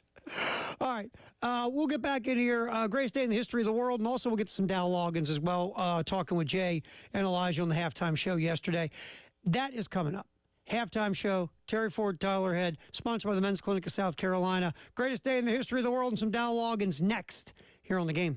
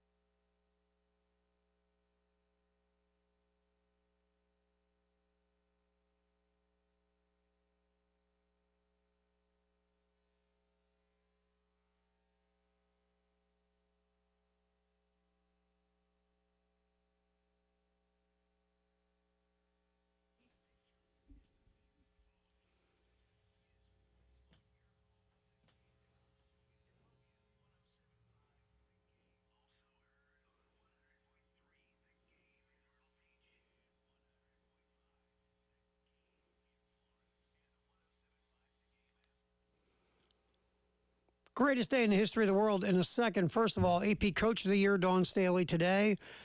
This will be a shocker. AP Player of the Year in women's college basketball. Gonna guess Caitlin Clark. I was going to give you the multiple choice of Caitlin Clark, or Caitlin Clark. You could have given me Caitlin Clark in the field. I was going to pick Caitlin Clark. So, Caitlin Clark, back-to-back AP Women's Basketball Player of the Year, just was announced. All right. So, greatest day in the history of the world. This day, the biggest thing from this day, there's a couple. On this day in 1974, Hank Aaron ties Babe Ruth's home run record by hitting his 714th. Pretty significant day. Braves are going to be honoring the home run this weekend. Very cool. And they should. And look, that if you've ever seen any type of documentaries, any kind of TV segments or features on that home run chase by Hank Aaron, you'll be impressed by Aaron and you'll be sickened by the society we live in all at the same time. Yeah, and that's something that doesn't get talked about as much because society has changed quite a bit. But I mean, the death threats and the threats on his family and all that, like if you break that home run record, don't go home after that and all these kind of things, awful. Like terrible things. And, was steadfast in the face of it, went out there and hit the home run. And, thankfully, as time went on, it was more celebrated than it was at that point in time. And obviously, it is the legend that we, remember him for. Unfortunately, he's no longer with us after passing away a couple years ago. But excited to see the Braves pay tribute to that this weekend. Yeah, that was today in 1974. Today in 1983, Derek Wittenberg of NC State shot an air ball. And it was caught by Lorenzo Charles, and it was dunked. And NC State beat Houston in one of the biggest upsets in NCAA tournament final history, 54-52. Again, give NC State a ton of credit, and Jim Valvano and that crew. They were facing elimination every game starting the ACC tournament, sort of like the Wolfpack team of this year, which is kind of Here's the thing, though. Houston, and Guy Lewis is a Hall of Fame coach, went to 3 Final Fours, I believe, in 4 years in that span. Right. Decided his team was a run up and down the court, dunk in your grill, play fast pace, use our athleticism and skill to overwhelm you unit. They have Hall of Famer Akeem Olajuwon, Clyde Drexler, Larry Mr. Mean Mishu, Michael Young. They should have beat NC State by 50. They were up in that game double digits, and then for some reason, Guy Lewis took the air out of the ball and started to play the clock and not NC State. And one thing Houston wasn't great at was free throw shooting. So what did Guy Lewis do? Took the air out of the ball, and what did Houston start doing? Going to the line and trying to shoot free throws, which he didn't do well. Right. So, look, take nothing away from NC State. A fabulous achievement and thumbs up. But the Houston Cougars also contributed to the loss for the Houston Cougars. Did you see the picture of Valvano's grave earlier on this week after NC State? There was a guy, and I forget, he put a picture out on Twitter. Apparently his father's in the same cemetery as Valvano, and he said, whenever I go and visit my father, I always talk by Valvano's grave, and there was a lot of, flowers and basketballs and stuff like that, obviously celebrating NC State getting back to their first Final Four since that one back in 1983. So obviously, the legend of Jim Valvano obviously going to live on, and it is kind of cool how reminiscent this year's team in NC State is of that team that, again, had its back up against the wall and could only win and kept facing elimination and they kept persisting. And, I think they're America's team going into this weekend on the men's side. I agree. It's almost creepy. Sure. How the similarities are of this. I mean, the NC State team was a 6 seed, I believe, that won the national title, and this one's an 11 seed, but still very interesting. On this day, 1986, some dude named Wayne Gretzky broke his own NHL single-season points record. It was 211. Wayne Gretzky scored 212 it was. Gretzky broke it by scoring 214 points in an NHL season. This day, 1988, Danny Manning and the Miracles, they took out Oklahoma. Kansas wins a national title. Manning goes for 31 points, grabs 18 boards in that upset win over the Sooners. And on this day, 1989, Kareem Abdul-Jabbar plays in his final NBA game. I think the most underrated superstar, great Hall of Fame player in the history of the NBA was Kareem Abdul-Jabbar. Phenomenal on offense, had this iconic shot, defensively was really good, carried the Milwaukee Bucks to an NBA championship, was part of those Laker championship teams. I don't know if it was the goggles. I don't know if it was he wasn't the most media-friendly guy in the world. but I don't think Kareem Abdul-Jabbar has ever truly gotten his due for the great player that he was. But he played his last game this day in 1989. All right, Tyler Head, I got a racing one for you. You're on the phone right now. I'll try to give you a second because this is a good one. I don't know if you're going to get it or not. Right now, Tyler's answering the phone. Maybe we'll get back to it. But greatest day in the history of the world, sponsored by 1-800-GOT-JUNK. I want to get to this really quick. And then we're going to get some Dow Loggins. We're going to get some Dow Loggins also. The Oakland A's have decided to go play temporarily in Sacramento before they go to their permanent home, or they hope their permanent home in Vegas. I get that the political folks in Oakland screwed this up as well. The ownership there screwed this up too, and the people that pay are the fans. You're saying, but Terry, they didn't get a lot of attendance. No, they didn't, because ownership there continually dumped on the fan base in Oakland for years, with a stadium that is a dump, with substandard teams year after year. When they did win, the fans knew those teams were only going to be together temporarily because ownership was too cheap to keep them together. I forget the financials. At the end of the day, once again in sports, like always, fans pay the price and fans suffer. This is an embarrassment. And it's going to be embarrassing. You have a professional baseball team that's essentially going to be playing in a 10,000-seat stadium for 3 years in Sacramento, waiting on some new ballpark to get built, I'm assuming with taxpayer dollars, because they couldn't wait to get out of Oakland fast enough. And again, this isn't on the fans. Remember their first boycott last year where they sold out saying, hey, it's not us, it's management, and they just put blinders on and said, no, we still don't want to be here. So you're going to go play in front of nobody up in Sacramento for a couple years and continue to embarrass yourself. You know what I hope? I hope they go to Sacramento and this Vegas deal falls through. Yeah. Because it's not a guarantee yet. No. I really hope it falls through, and then the reason Sacramento's doing this is they're hoping the Vegas deal falls through. Sure. Then Sacramento have a chance to have the A's. I hope this deal falls through. Because again, this kind of stuff, very few things rile me anymore. Sure. Because I've been doing this for too long. But when this kind of stuff happens and the greed of billionaires screws over fans, just like the Oakland Raiders, I hope they never win jack for what they did to one of the best fan bases in football. These people dress like road warriors, for the love of God. And what they did to that fan base continuously, I hope they never enjoy success. And very similarly, a fan base that endured a lot of bad seasons. Yes. That was still there. They packed out the black hole in the worst of years for the Raiders, and they couldn't wait to get out of there fast enough. You have Lloyd Christmas as an owner, and you still come to games. How are you that rich and you can't get a decent haircut? I don't know how it works. Get the bowl, or at least a wig or something. Just something. Okay, I'm going to stop now because I'll get riled up and I'll just blow through everything here and I'll go nuts on this. All right, let's get a little Dow Loggins here real quick, Tyler. Dow again last year had Spencer Rattler. I thought he did a really nice job with Spencer Rattler last year as a quarterback coach, kind of tutoring Spencer and some of the things in his game he had to smooth out. Here is Dow Loggins talking about adjusting to the skills. Let's not get this one. It's because just too long. Let's get the Dow Loggins talking about working with new assistant coaches. That's cut one. But it's the hard part is the timing of how things have happened. Especially with Sean and Mike, we're in the process of building a chemistry as a coaching staff, and I've really enjoyed them, and that's the great part is you got these guys you can just tell they're football guys and you trust them because they've got good football knowledge. Obviously, when guys have been head coaches, they see the big picture, they see things. But I'm really excited about the room. We're still learning a lot about each other because we are behind just for the dynamic, how things sorted out the way they did. I really am glad that they did sort out the way they did because I'm really excited about these guys. They're going to help us.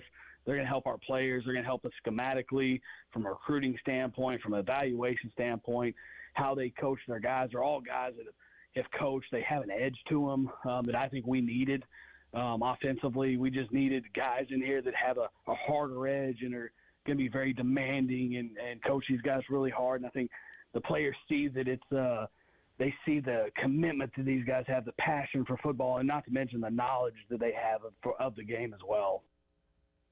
See, I mean, it's a different room, and there was conversations also about Dow Loggins and his input in the offensive staff. Yeah. Because, again, there's a lot of movement in the offensive staff in the offseason. how much of that did Dow Loggins have input with Shane Beamer saying, after 1 year, here's what I think? Yeah, absolutely. And I know we kind of focus on the players because there's so many new faces across various parts of the offense, basically the entire offense. But this spring practice is also good for him gelling with these new guys as his assistants. And what kind of input did they have? And what are their philosophies? What are their ideas? Especially when you have a couple guys coming in that were just head coaches at other places. What do they see? What do they think for a guy that, Dow Loggins is going into only his second year in the SEC? Like, what kind of perspective can these guys bring to the table to hopefully help the offense as a whole? All right, we'll get back in here. Our Firehouse subtext, the hour at 803-404-6100. Might yip with Jay Phillips a little bit on the postgame show. Mike Gillespie sitting in as Elijah's running around O'Hare Airport eating deep dish pizza. That's coming up next. Halftime show sponsored by the Men's Clinic of South Carolina here on The Game.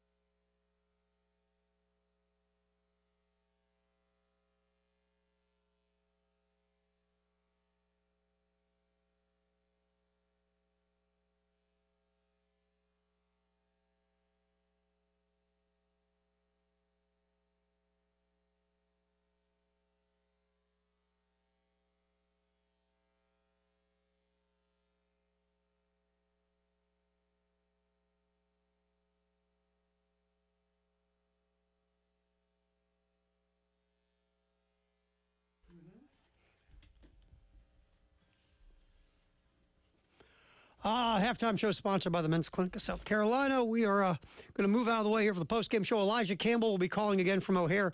Who knows what he's eating next? No, it ain't the eating. Well, they have good hot dogs in Chicago, too, right? Maybe he's gotten around one of those. Chicago dogs are good. He's already done a deep dish pizza. Maybe grab a Chicago dog. Not concerned about the food. No, it's good. He's going. Well, we talked about this earlier.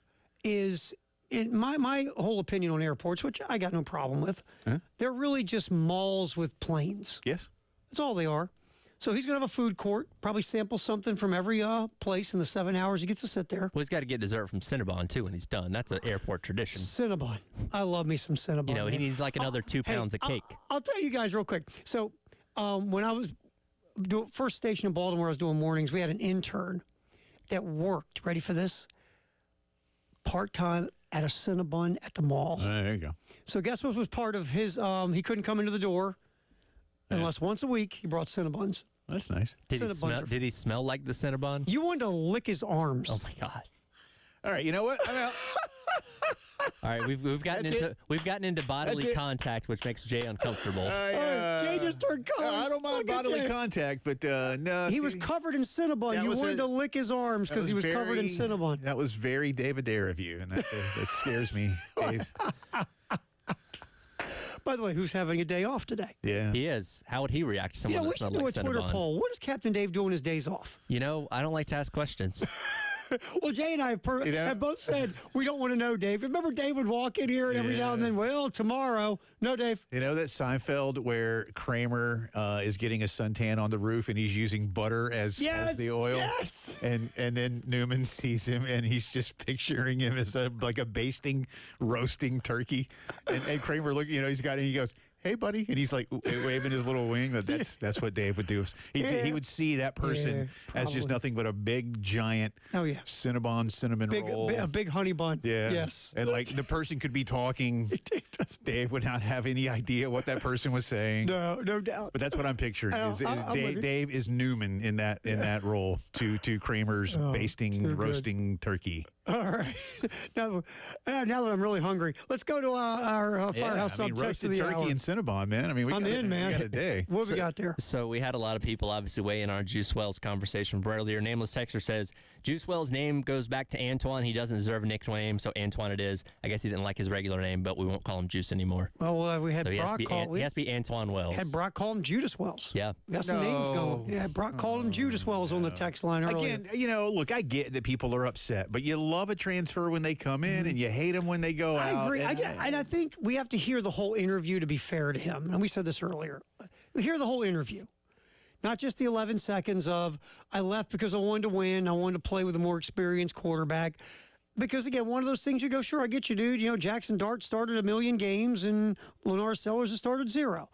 I wanted to win thing, what's the context of that? Did you see this season coming up and you think South Carolina didn't have a great chance to be 500? Because you were talking about last year, one of the reasons you didn't win is because you weren't available. Yeah. So I think we have to get the context, the whole thing. But I get fans, man. No, I get it. First of all, you leave where you're not happy with that person. Then they start talking and saying things that in an 11-second soundbite is obviously going to make you mad. That's the life we live in. And whether it happens or not, a lot of his reasoning is sound. Jackson Dart is, probably a fringe Heisman candidate. That team is picked to be a top 10 team by a lot of people. You're going to audition for the NFL. Well, that's where I went. You want an experienced quarterback throwing you the ball so you can put up your NFL numbers. I get all of it. I get why people are listen. And I have talked to some within the program who are like fans. They're upset. They feel I get that they feel a little betrayal. I wouldn't call him Judas, but I think also the NIL piece plays in here too. That we can't never not forget that. Listen, part. Ole Miss, if you want to do some research Grove and look, Collective. they are working overtime in Oxford. Look at everybody else they brought in the transfer portal. They're getting a lot of retention in general, but bringing in great caliber talent, especially on the defensive side of the ball to shore that side of the ball up. I'll say this because we know this NIL thing is it's not just given 1 year. Right. You got to give every year. Yeah. Hopefully they can keep their momentum going because they're giving a lot of money in the short term. We'll see where they go in the long term. But yeah, so thank you for the text on the text line 803-446-100 Firehouse subtext the hour. You're going to dig into this. We only got a couple seconds before we're going to get out of here and let you take over. the Athletic post about the future of college football, possibly the new world order, is so interesting in so many ways, isn't it? We may spend 2.5 of our 3 hours on it. It's just and the different things, not so much this specifically, because I don't know, and I'll kind of give away a little bit of where I'm going with it this afternoon. I don't know that how they have proposed this is going to hold. But I do think a lot of what they're talking about is something that the Big Ten and the SEC and their joint advisory group. I think pieces of this will be your solution in the future. Yeah, they're gonna fix it. And by the way, we do have breaking news. Oh yes, on about some Florida State and the ACC. And that's coming. This is So very I will have interesting. that for you at the top of the show. Breaking news from our beat reporter Jay Phillips in Tallahassee. Yes, coming up. Tyler, good job, I don't my play friend. a lawyer, only on the radio. Jay's coming up next, post-game show in the game.